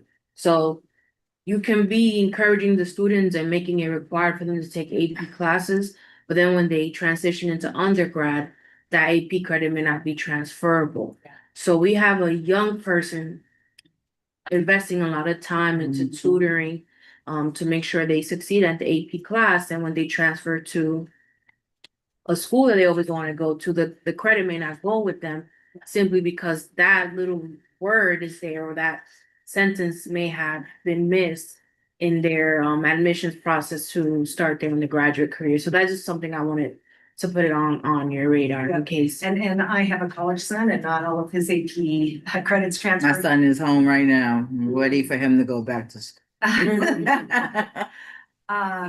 But just remember that our perspective is that we want to have a level of rigor so that when kids get to college, they will find that they are right at the right level. So it's not really the transferable credits, although that's a very nice, that it's like to reduce your credit load in college.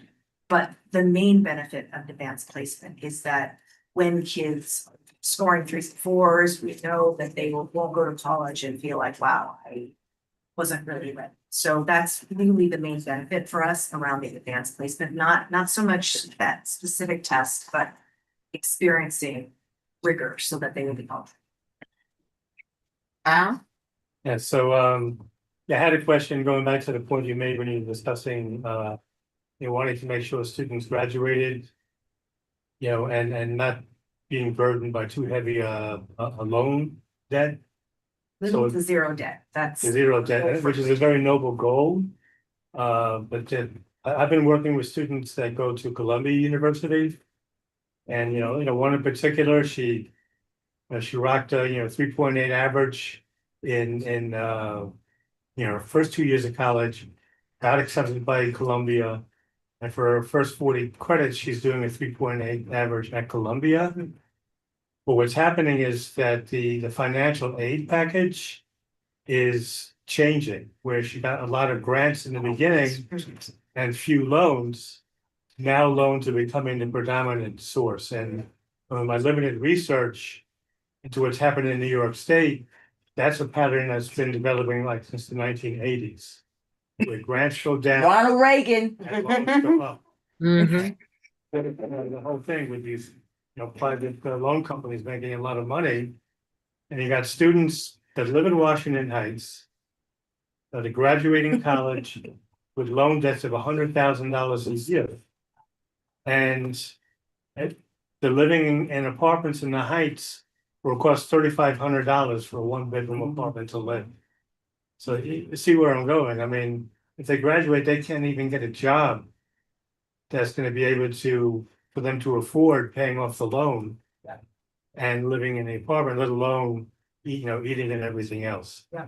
So do you have a strategic plan? Yes. Okay, so you describe that? We are hiring in-house college counselors and advisors who are, because our educational program, our focus is to individualize it, to know each child. And we will know each child because everybody's part of the Z-Pod. They have that Z-Coach advisor. And so, not everybody should go to a big university. Some should go to a small one. Some should stay here in New York City. Some should go, to different places. And so, and there are so many different colleges. So we will have folks who are very knowledgeable about the college process and match up what the student is talented and interested in, the school that would be the student would thrive in. And then one of the highest priorities is that it needs to be free or low cost. And so, there are schools now, private schools that say up to $200,000 income, get full financial aid. And then, so that's like a terrific turn of events. But like you said, things do change, right? And especially with things changing in colleges and their resources, let's say, that could happen. But we're not only focused on these, we'll have kids who go to state university where the burden is a little bit lower, and we're not limiting to a set of to a set of colleges. And we believe that when our kids get to college, they will be college ready. So colleges will want coming on campus to be recruiting our kids. That is our goal, is that they will be thriving. So colleges will want to be giving more scholarships and financial aid to our kids. One thing I would note is we intend to stay involved with students through college. College persistence is very, very important. And so if something like that should happen, we will be involved with that. We continue to support with FAFSA through college. It is very onerous as a college parent. It is very onerous to fill out all the pieces of paper. And so we continue to stay involved. I personally am not for kids taking that kind of student debt. That is a terrible way to start your career. And of course, so much risk to the rest of.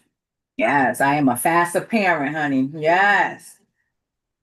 Edward? I have a bunch of questions, but that one, and I'll limit them. Related to that, so are you measuring the success of your program by the prestige you're sending of the school you're feeding?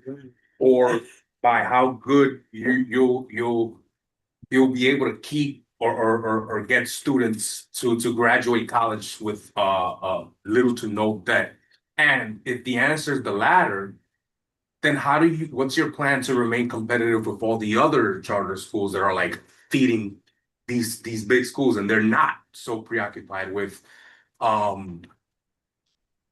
whatever the students are whatever amount of students are graduating, whatever amount of loans they're graduating with, because typically the prestige of the school that you feed really gives you like that edge, that competitive edge over other charter schools. But you're saying you're not.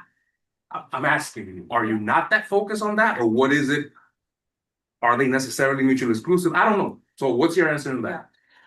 If I could zoom out, I guess I really want to express to this committee that this is my life's work, my calling, my mission. This is education, public education.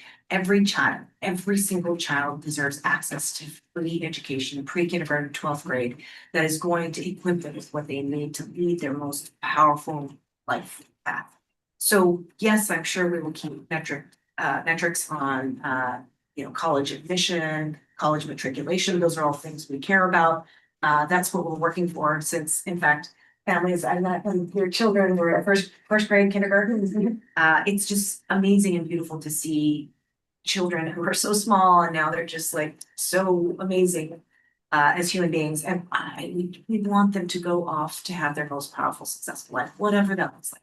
We want them to make that choice. So for me, that's what I want to see, but we will be tracking college matriculation. Not matriculation, right? Because matriculation, prestige or not prestigious. I'm talking about. I just want to make the point, I'm not so concerned about prestige. I'm concerned about the fact that college is just gone into a crazy place where it's so expensive. It's very, very elite. It's for, I think, very privileged circumstances. And that is, we are bridging a gap and bringing world-class education within communities that get kids the advantages that I think society needs not. So I'm not so worried about prestige. I'm 100% certain we're going to have kids going to state schools, to Ivy Leagues, the full range, because we have the full range right now. And I want families to, I'm very much into families. We have a core value called Wow Through Family Service, and we are not perfect. I'm sure families will tell you I'm a family member too. I have my own share of complaints. There's no perfect school. But we want to we want to deliver family service. It's a little bit of a customer service principle toward families. Those are the things that I personally care most about, but I'm sure we will measure those things and that we will feed into all kinds of schools. That will happen because we're getting kids rigorous education. All right, and then follow up to that. I'm glad you mentioned it. You said you want to focus on delivering this service in districts such as this one. So I know they kind of asked that question, but seats that are available, does that necessarily mean seats that are guaranteed? Or does that just mean community? Yes, or does that mean they are available, but they're not necessarily going to be filled by someone from the community?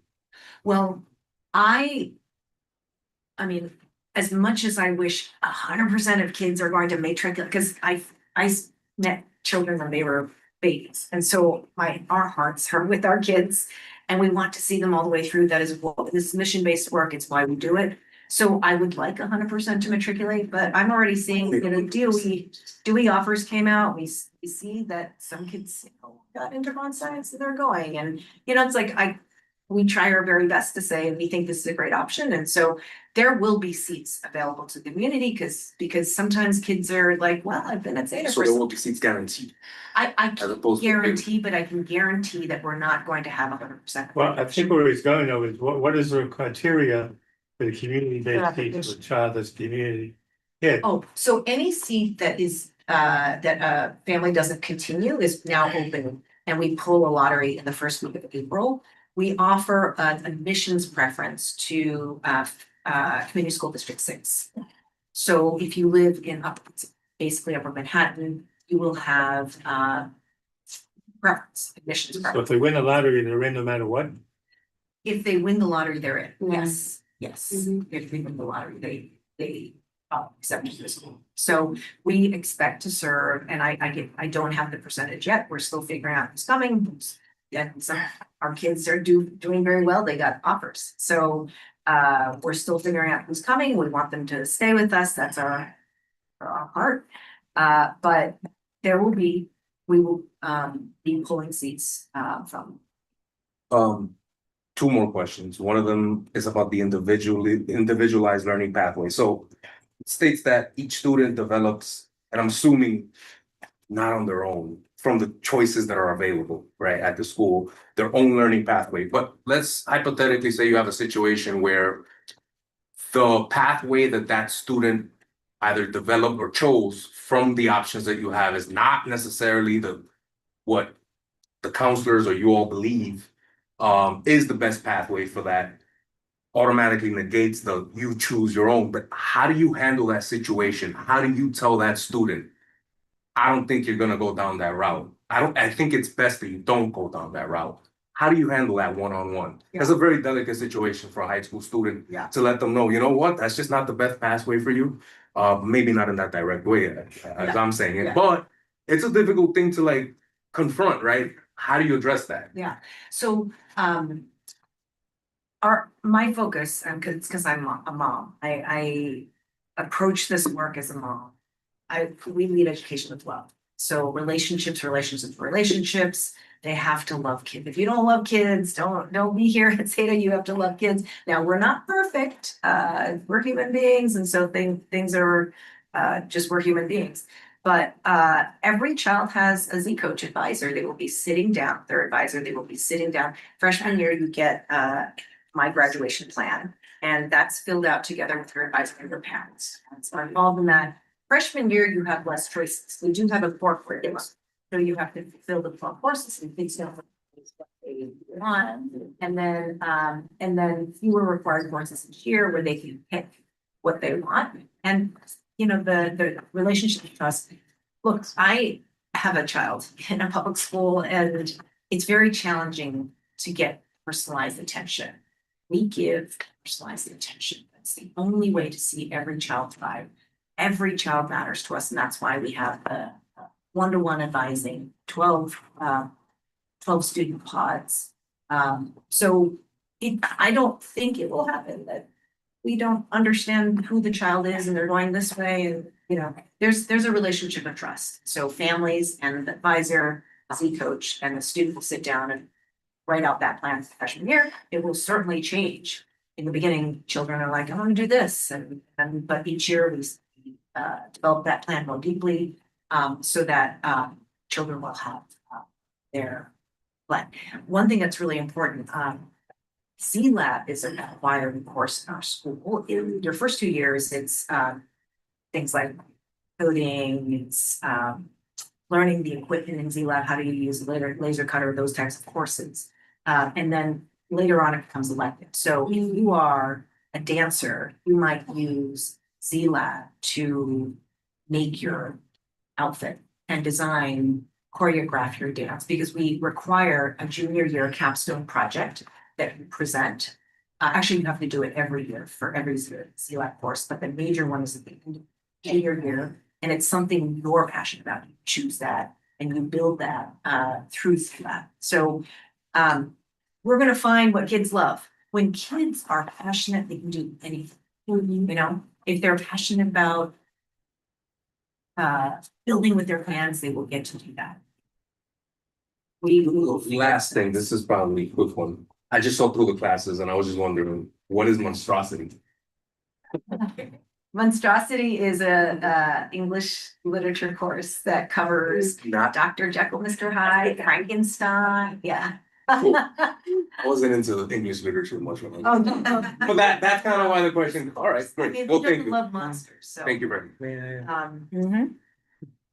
This is a high school that is designed for the community, so we really want your support. I understand there are challenges, and we've spoken with Ms. Diaz and with other committees.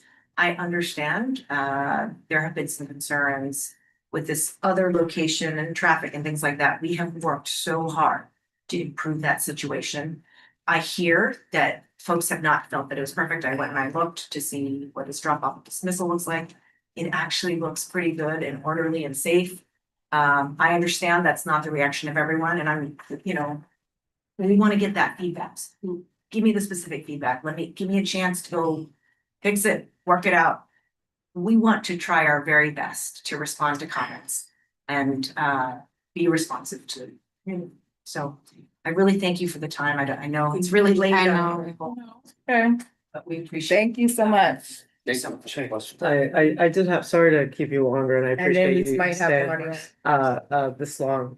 Just a couple of questions. There's a lot that you guys are offering here and it's really impressive. And I appreciate that folks in our community will be able to, youth in our community will be able to partake in that. And to the extent to which you can speak to this, I'm curious about the source of your funding and if there are any stipulations that come with that, or how that might impact what's being offered down the line. We get a charter per pupil. And then if you have a private facilities, there's a facilities per pupil funding there. I will tell you for our high schools are so expensive that the high school will run a deficit for a very, very long time. So to fill in that gap, I have to hustle. I go fundraise and tell people we have to make a change in our educational system. And so we do bring resources to the table to cover that gap because the per pupil does not cover our costs. Like the earlier presenter, the cost of inflation has gone up and up and up, but we have not seen commensurate increases. And so we work very, very hard to bring resources to the table. Now, I know sometimes people feel some kind of way around like, oh, where did the funds come? I'm a big believer in public-private partnerships. People are willing to give resources to support communities. I want to bring those resources into communities to support this work. We do that. We work very hard. This presentation, I take it like a little bit of a roadshow, like please support our school. Yes. Thank you. Thank you for coming. Thank you. And so we really work hard to bring resources to the table. If there are public resources, we try to apply for those, but federal CS charter school program resources, we apply for those. Any resource we try to go after that because the high schools are incredibly expensive. They will run a deficit because we offer all of these things. But I think of it as if you are a well-resourced family going to a well-resourced school, you get those opportunities. And so our kids should too. That's what we do, and we don't stop until we find those resources. Okay, and I'll just ask one more question if the chair will allow. You know, obviously we are, and you spoke to the demographics of your students at your schools. And again, I appreciate that it's majority people of color, a significant impoverished population as well. Do you provide culturally sensitive programming or education? I think that's something that is very important Culturally to us. responsive, not Yeah. culturally destructive. Right. A lot of things that people learned in college for a long time was very horrible. When I went to school, they told me that Black Panthers was a gang. They told me that the forefathers came and saved somebody. They told me that Christopher Columbus discovered America. And so, yeah. Yeah, Thank you wondering for if you that. could speak to that. It's like, And the emphasis that you might have in that and in your education regarding that. we are serving children of color. And our goal is to do anything that is necessary to get kids invested in their own education, take hold of their own educational path. Can't do that if the curriculum doesn't reflect the demographic of the population they're serving. It's not interesting, it's not relevant. We have overhauled, we looked at our curriculum, we are always looking at our curriculum. We have diverse texts. I am so grateful. We also run something called Z Combinator, where we support charter founders across the nation. What we hear happening in other parts of the world, not the world, the nation, where they can't teach this or they can't do, we're so fortunate to be in New York City. We can teach all the things, and we do. We're just so committed to supporting diversity, where we support kids at any walk of life. You come here, we will support you, see you, hear you, and we demand respect for every single child, any walk of life. We have no compromise. I have no reservations about it at all. Yeah, I have a question too. So it's a two-part question. I mean, it's two separate questions. So, I know within the charter school system, there's been a lot of controversy around retaining administrators, teachers, anyone pretty much in the building. And these are pretty long work hours. What are you doing to maintain quality educators, right? Because sometimes when it comes to like the application process, there's a lot of incentives that could, make someone fresh out of undergrad excited to work for this school with maybe an internship under their belt, not a master's degree. So what are you doing to retain good educators that you currently have, but also bringing high quality educators into this specific high school that is serving such a high needs community? Yeah. The teaching profession since COVID has changed. It's very, very challenging. The profession is so hard. Teaching is so hard. Like you said, you don't get to just clock in, clock out. And we are not the type of school, our perspective is whatever it takes. So if a child is struggling to come to school because there's something that the landlord is not, there are all kinds of problems. We get involved, we try to find out what it is, and we try to unstick whatever that issue is. But in terms of educators, I guess I'm getting far afield. We provide robust training. We are training because we do take educators who have not, our resident teacher program, you may not have experience. And so we want to train you so that you can become very excellent. Kids can't wait. They can't wait to have the educator in front of them. And so our training is very strong. We have something called Zeta Summit University, Zeta Summit U, where we do teacher training, we do leader training. After teachers and leaders come back from their summer break, they come a bit earlier. We have a Wednesday half day in our elementary schools, and you saw Wednesday, Thursday, the shortened day for our high school teachers for professional development every week. And so we do incredible amounts of professional learning. I do invite you to come visit our schools. Our schools are beautiful, and I want beautiful schools because I want our kids to walk in and say, this is for me, I deserve beautiful space. That is not always the case for kids. I want educators to walk in and look at the building and say, I love beauty and the light and the air of this space. And I want them to stay. They don't all stay. Sometimes they're, it's a short while they're with us and then they go on to law school or something or other, or maybe they have a significant other and they move away, the teaching profession. We try to be very competitive with our compensation, but of course, maybe they have a significant other that has a higher compensation, and so maybe they go to a different part of the country because of following a significant other. We'd love for teachers to say it is one of the hardest professions in the world, and our bar is so high. You have to love kids, you have to believe in kids, you have to want to get up every single day, and it's so hard.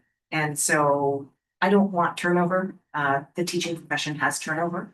I would like to make it as wonderful. Our Wild Through Family Service also applies to our team members. We're not perfect, but we try our very best. And we do have many very experienced teachers, and then we also have a robust training program. So to follow up on a question. So amongst the schools, you say you started in 2018. So what does the retention rate look like for the schools that you've done for a while? Like 1 year retention, 2 year retention? How are you doing in that area? We are amongst the highest in teacher retention amongst charter schools. I don't have the exact That's saying something. percent. That's a positive statement. That's a positive statement. I would love retention to be higher. It is a very hard profession. I myself, was a teacher once, and it's like getting up and doing a presentation all day to an audience who doesn't always appreciate every single moment of what you do, and you have to be a very particular type of person. So we work very hard to retain our teachers. It is a data point that we are looking at, trying to figure out how can we make it work longer. That is a good question. To that point, I mean, like, I agree everything for the student, but it's essential that everything for the teachers as well for the administrators that are the ones that are in the front line in the classroom with these students. So I think that leads me to my next question. That's, what do the disciplinary, I guess, consequences look like for the students, right? Students who are verbally abusive to their teachers, right? Because they are the ones receiving that directly, and that affects their mental health in some capacity, right? Administrators, right? Aggressive parents. We see that in our public schools. I'm not sure what's going on in charter schools, but what does the disciplinary consequences look like for students who express behavior issues, or like fighting in the schools, or anything against academic integrity? What does that look like for the students? And what is the teacher's role in that, right? Because there's biases anywhere we go, right? If you have a student that has a good relation, let's say, with an administrator inside of Zeta versus the teacher who said, this student is really disrupting their classmates, and then you have an administrator that's like, but that's somebody's son. Like, how do you go about ensuring that you protect that space and create that fairness and equity amongst both teachers who are receiving that, experience with disruptive students, and then dealing with, applying the consequence to their behavior in the classroom? That sounds like restorative justice. It's a lot going on in that question. There's but restorative justice. We don't even know. We don't do the punitive here. The question is more like, when you have a student in this situation that's disruptive, what does the consequence look like within Zeta? Because I've had experience in public schools, and when a student is disruptive in class, whether it's fighting, bullying, harassing, verbally abusive to others in the classroom, what does that consequence look like within Zeta Charter School? Yeah. Parents' number reason for choosing a school is safety. Our commitment is that, I tell this to our team members all the time, every child goes home exactly the way, every single hair on their head, exactly the way they came to us. We are obsessed with safety. It is really important. We cannot have kids cannot learn if they're not safe. Right. So we are very serious about no bullying. And so we take it very seriously. We are heavily relationship based. And when kids are acting out, that is them vocalizing in the way that they know how.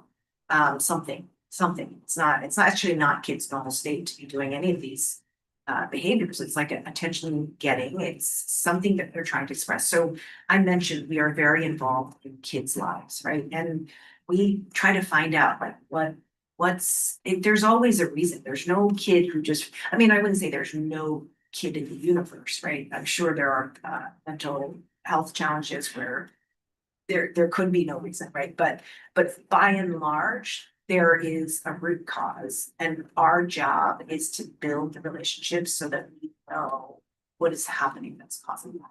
So we have schools that are just on staff, but our teachers are also engaged in the relationship, and also we have an open door policy, so families can come and observe their children. You have my phone number, everybody has. Do you their have phone- school safety officers? We have our at our private sites, we hire our security agents. But and even parents, like I have experience, sometimes there's an issue. But parents too, we as adults, there's always something that's at the root cause of it. It could be the student didn't bring their backpack and forgot something, and like it's anything. And so we're always trying to figure out why that happened. Now, when you bring hundreds of people into a space, like I always tell people, it's like, things will happen. And so we are very, very vigilant. We do not believe in foisting problems on teachers, but we also believe that teachers need to be able to build those relationships both with families and with children. When that happens, the incidences of behavior should not exist within the classroom. We have all kinds of tiered supports. So we do have school psychologists, we have a pretty meaningful number of assistant principals that are, because we have resident teacher population. So our assistant principals are training all day long and coaching our teachers, and they support when there's a challenge, and then our principals are supporting all the time. We're relationship based, and so if we understand what is happening within a family, and often families will let us know, the incidences of those kind of things drastically reduce. I will not tolerate another child being injured. So there are disciplinary consequences, and we have a disciplinary code, and we can share that. It's in our handbook. Yes, we would like the disciplinary code. But our amongst our suspension rates are very, very low. We believe in restorative practices, but again, safety, especially now in schools, is so key. And also, I make a commitment that, that teacher is somebody's child too. And I make a commitment to them, they go home exactly the way they came. And so when teachers let us know that they're overwhelmed, they need support, we provide that support. They are not charged with dealing with a challenging situation on their own. We do insist on mutual respect. And so when that happens amongst our community, we do get involved. We want people to acknowledge the wrong, the harm, and then to apologize, and then we can move forward. And then in serious cases, our leadership gets involved. To also support what Emily is saying, our leadership is also very visible within the school. So even though teachers are in classrooms and they're teaching, and if like there's a situation that happens, leadership is not too far away. So we do have like leaders that are stationed. There's been times that I've been randomly walking the hall and I've heard a child, and I went and I hope, and like Emily said, like when you get to the root cause, we boil it down. She was upset because she failed her exam. So she was just like frustrated and just like kind of lashing out for the day because she failed an exam that she studied really hard for and did not do well. But as leaders, we're trained to not be afraid to step in and support our teachers, because I hear your question of teachers need the support as well. And we very much know that, like, as leaders, we're not above the classroom management. We are there to support them equally as much, if not more, to make sure that other kids can learn, the classrooms are safe, and the school, number one, has always been safe.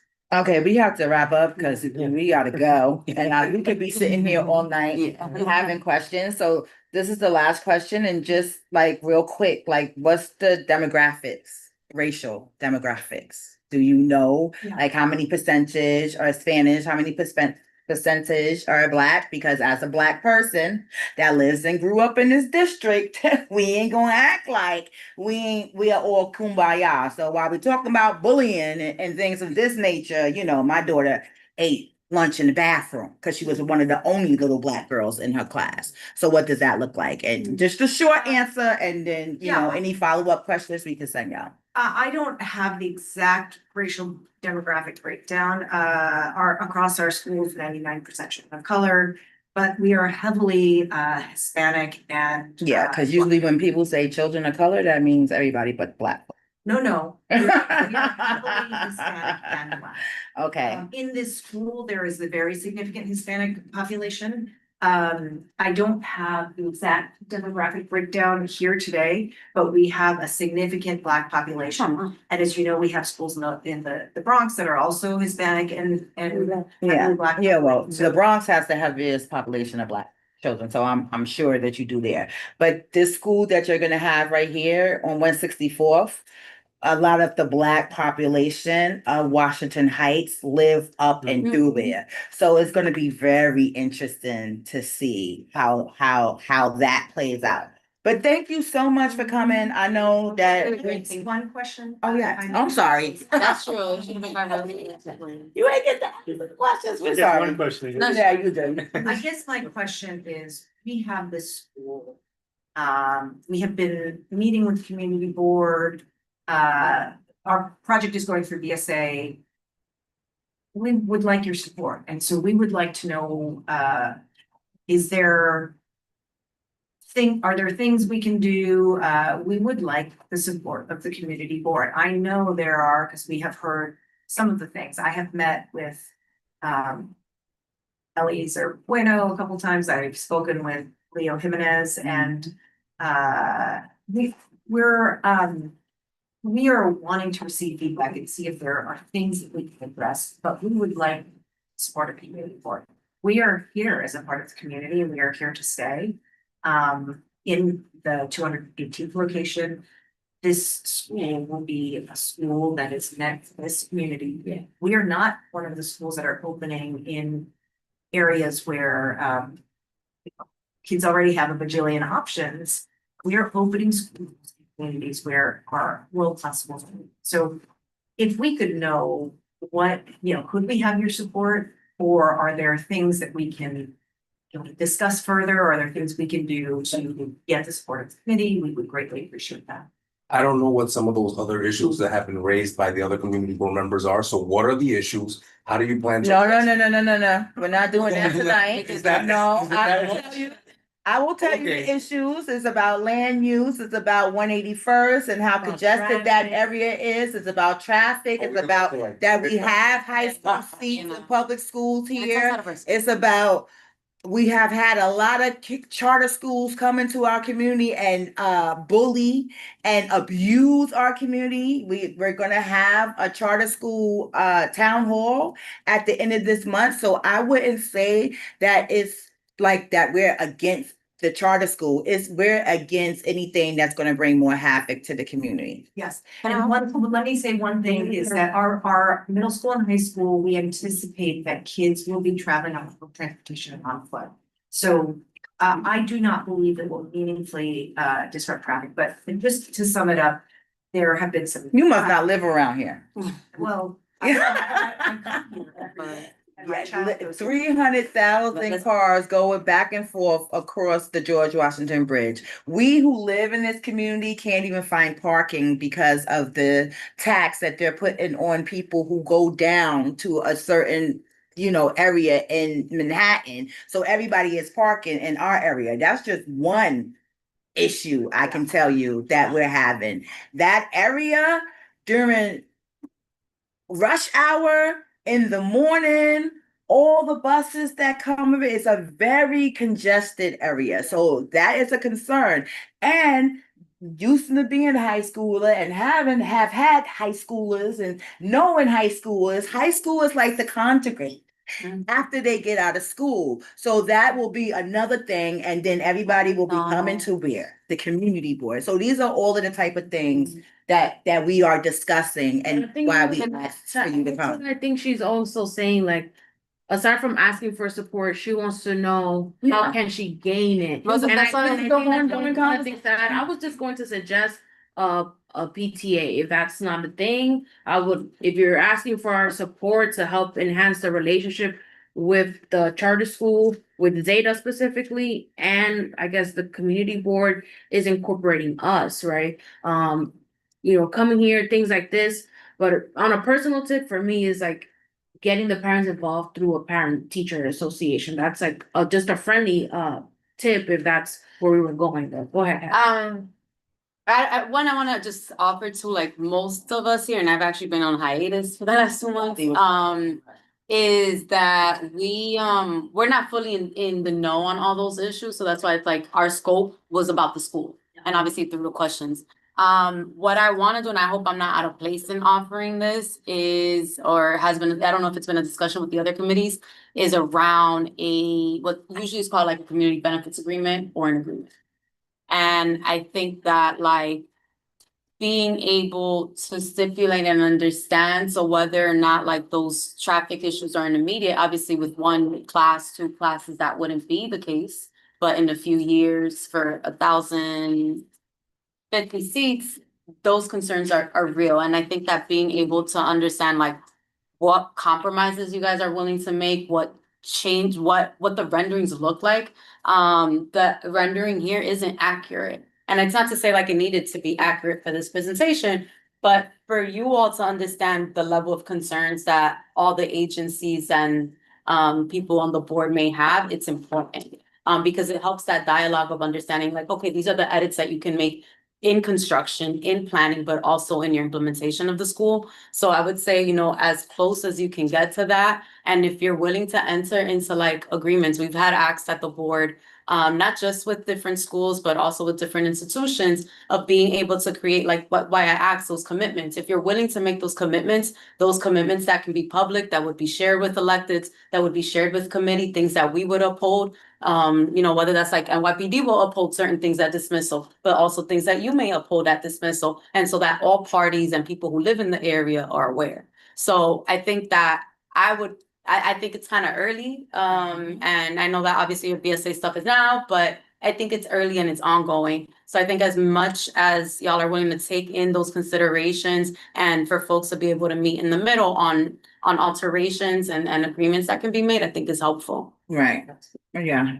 absolutely. And we are also having a charter school town hall on March 31st, and we will make sure that you get the information. And that way you can come and you can see the things like your parents came and said that they like about the schools, and the things that, parents have issues with with the charter schools that, I personally am having we're having a whole thing with Wynn Charter School right now. Just built a state-of-the-art building in our community. And the children from 5 to 8 don't have recess because no one thought that should be a thing. In a public school building. And they're banning children. They're banning parents from the school, right? And isolating them. Right? So most of the kids who went to school in this district, their parents have pulled them out of the school. Right? So it's things like that. It's things like people coming to us and being upset about traffic on 218 and what goes on up there. So it's things like that we just want to make sure that we're talking to each other. We'll discuss this further. Again, come to the meeting so that they can hear what you want to offer and how we can work this out. And my kids, my 2 youngest ones went to a charter school first before they went to public school. But it was one charter school, Harlem Link. It was amazing, and it wasn't like a chain, if for lack of better words, and where they really cared about the kids. So it's not that we're against charter schools at all. Is it going to bring a good thing for our students in our community and our families and the community, or is it going to be like another thing that the community board has to deal with, and it's our decision? Like we was like, oh, okay, we're for it. So. Well, I will say the commitment I have is, we will not be perfect. No one's perfect. But We're not perfect. I have a personal commitment that I want to hear the complaints. I will give to every single one. You were asking the main issue, in a single word, the issue is traffic. We have worked really hard at our 218th location to make sure that drop off and pickup is very, very smooth. I went and I saw it again. It is actually safe and orderly and quick. Given that a lot of people are coming in that community. And so I don't want you to have complaints that go nowhere. As I said, everybody has my email address. They have parents, team members, they have my email address, they have my cell phone number. you can have it as well, and please call me, and I will look into every single one. That is something that we always make. There have been some things that were raised recently amongst some of the committees that I honestly had not heard before, and some of them I looked into and they actually were not correct, or they were not current, because we have heard about, addressed it. We are responsive. Not every school is the same, and I've seen great ones, I've seen not so good ones. I will never tell you you're perfect, but I do make a commitment that if you have a complaint that I think we can, and I will tell you if I don't think we can address it, right? I can't make all the traffic go away. I just can't, Yeah. but I can do our very best. We have staff stationed there. We hired another security agent, and NYPD is helping at the 218th location to make those as quickly as possible. I know you have given us so much time. We are grateful. Please take us up on it. If there, Yes. let us know. Yes, please I'm leave me also- with your Thank you for the information. offer for the walkthrough, because those are you helpful. The walkthrough of the 181st Street. No, yeah, I think you meant the school in general, just like to understand the school cultures. I'm happy to do that. And advocating for your staff that stood here for the evening. Yeah. Accommodate them for tomorrow, let them start a little bit later, little accommodation for the staff for staying here till 9. Yes. Looking School forward night. to, I gotta looking put that forward out to there. visiting you when you Yes. open up over here. Yes. It's my neighborhood. I would love to come see. Yes. Cause I know a lot of little children that a high school to go to or a middle school, whatever, you know what I'm saying. But thank you so much. Thank Please, you. before you leave, give me your information if you could. Something, and then let's move on. Okay, sure. So. Noemi wrote this amazing resolution, okay, cause we are upset. We are upset that nobody had no Black History Month events. We want Black Studies curriculum in our public schools uptown. And Naomi has written this amazing resolution for CEC 6, but we can twerk it and make one for CB 12 for youth and education. So she's gonna go through it right quick because we've been here for 3 hours, so y'all done had it in front of your faces. And then we can say if we want to do it or not. And then we can move on to our last bit of business. So they have my email. We'll make sure. All right. As long as we get So, them. I'm putting on my CEC hat right now, as a former youth and education member as well. You got them? I'm next. Go ahead. And- I'll listen. We're listening. Okay, cool. So you guys have had it in front of you. I'm gonna go really quickly through what it is. Our superintendent Renzo Martinez is in full support. We just presented it to the council this past Monday. And the CEC is proposing creating a Black Study focused curriculum initiative that uses existing NYC public schools resources, integrating Black studies into regular instruction across all grades. The initiative would include teaching, training, curriculum guidance, and pilot programs in selected schools. So the resolution calls for an annual District 6 Black History Celebration Day each February to showcase student learning, projects, and community engagement. The proposal asks the district to provide implementation, support, and designate contacts, and also a formal outline of what the next step is for the district. So as you guys have it in front of you, please take a look at that. And I would love to have Community Board 12 Youth and Education also pass a similar resolution. So that is my ask. Can I add? There was 2 things here. One thing I didn't see in here was the New York Public Library, which I don't know if that was intentional or not, but the fact that we got 3 good, I want to assume good ones, I don't know all 3. But with the wealth of resources, especially around Black studies and programming, I think like it'd be nice to fit them in. That would be great. And then I think I was surprised, and I don't know, maybe you could tell us a little bit more. There's nothing around having like the superintendent for our district and on the second page. Like assess, I mean, I guess point number 6 covers it. But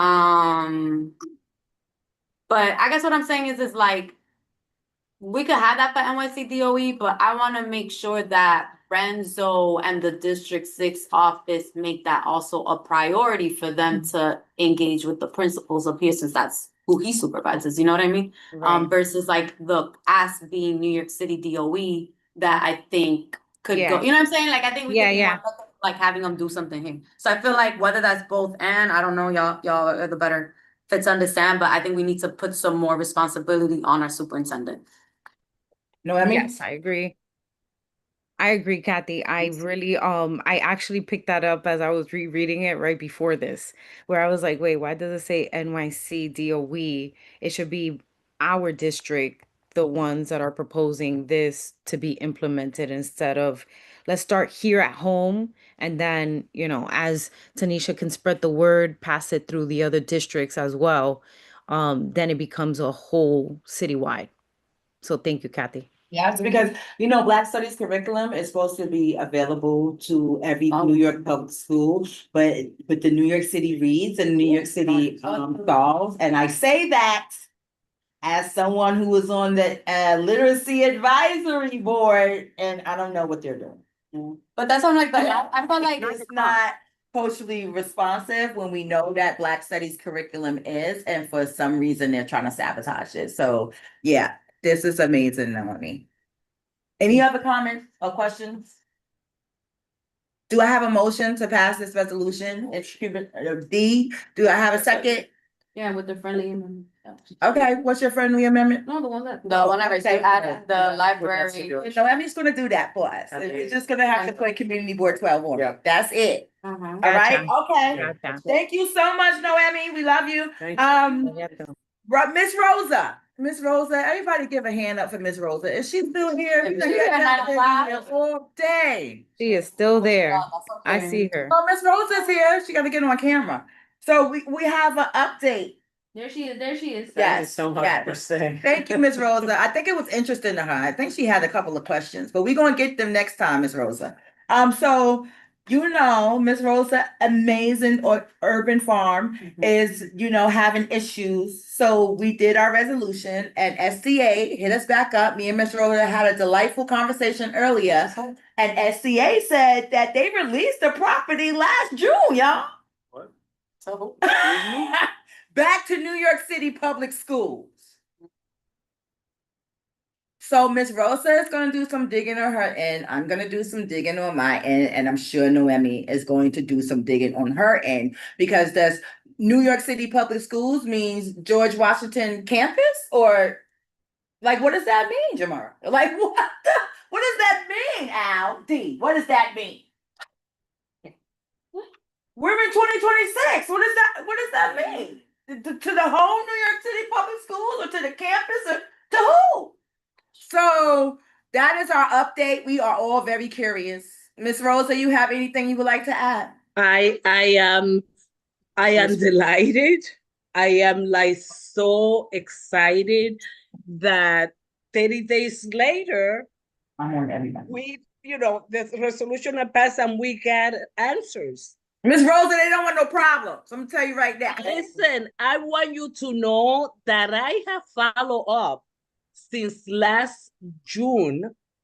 I have inquired about the status of this, and I have gotten no answer. So it wasn't because I was told that it was last summer. So I have sent email. I have sent email to the person that was the bridge between the School Construction Authority and the Department of Education. Email since the summer. And I have the young people contacting this person. And throughout this year, I have followed up. So it's not that I haven't asked. And one thing that I did, I have Cornell University do a presentation to the campus for the oil, because we needed to test the soil. And we couldn't test the soil because the campus was not turned to them. So somebody needs to give us answers. we will be following up. So, just put that into your hat. And then thank you, Miss Rosa. We here for it. If you have any more problems from here to now, make sure, you got my number. We on it. Because it shouldn't have took that long, and it shouldn't have been until after you came to the community board that now people want to answer. It's disrespectful. We don't like it. And let me tell you what also I have follow up with the campus. Mm-hmm. You know that the capital funds for discretionary funds, we missed a deadline. The one for the Manhattan Borough President and the City Council was in February. Yes. We missed the deadline because we didn't know that this was turned over to the campus. I have followed up with the campus because the next deadline is March 19 for the capital funds for the City Council only. And as of this week, I am like, oh, Rosa Yolanda, we were having so I need support. All this cannot be left up to me because who am I? I'm a single person in the community who is dreaming about farming. So the campus need to get on board to submit the capital improvement, not to miss the second deadline that is coming up on March 19th. March 19th, write that down. March 19th. Last day to submit it. Okay.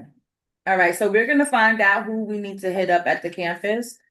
And because this is what's going to make me upset. It's going to make me upset if SCA did release it and just the campus is not doing what they have to do to get with you so you can do what you have to do. And now you're missing deadlines for grants and stuff like that. And Noemi, she can help me with that. Yeah. So yeah. All right. And because they are because that is in DOE property, nobody else can submit it but the school campus. My last conversation, Noemi, was with Principal Led, who showed interest in taking the lead on this. So I'm waiting, and she was meeting with the campus council. I think that's the term that she used this week.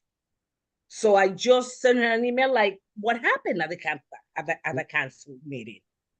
Somebody has to say, I cannot do it. Okay? Okay, Miss Rosa, we got you. Well, I'll follow up with you. All right. Thank you. Thanks a lot. No problem. So last thing of order, we will be having a charter school town hall. I suggest we all try to be there. What? Charter school town hall is on Tuesday, this March 31st. Where's it? Wait, like the neighborhood one?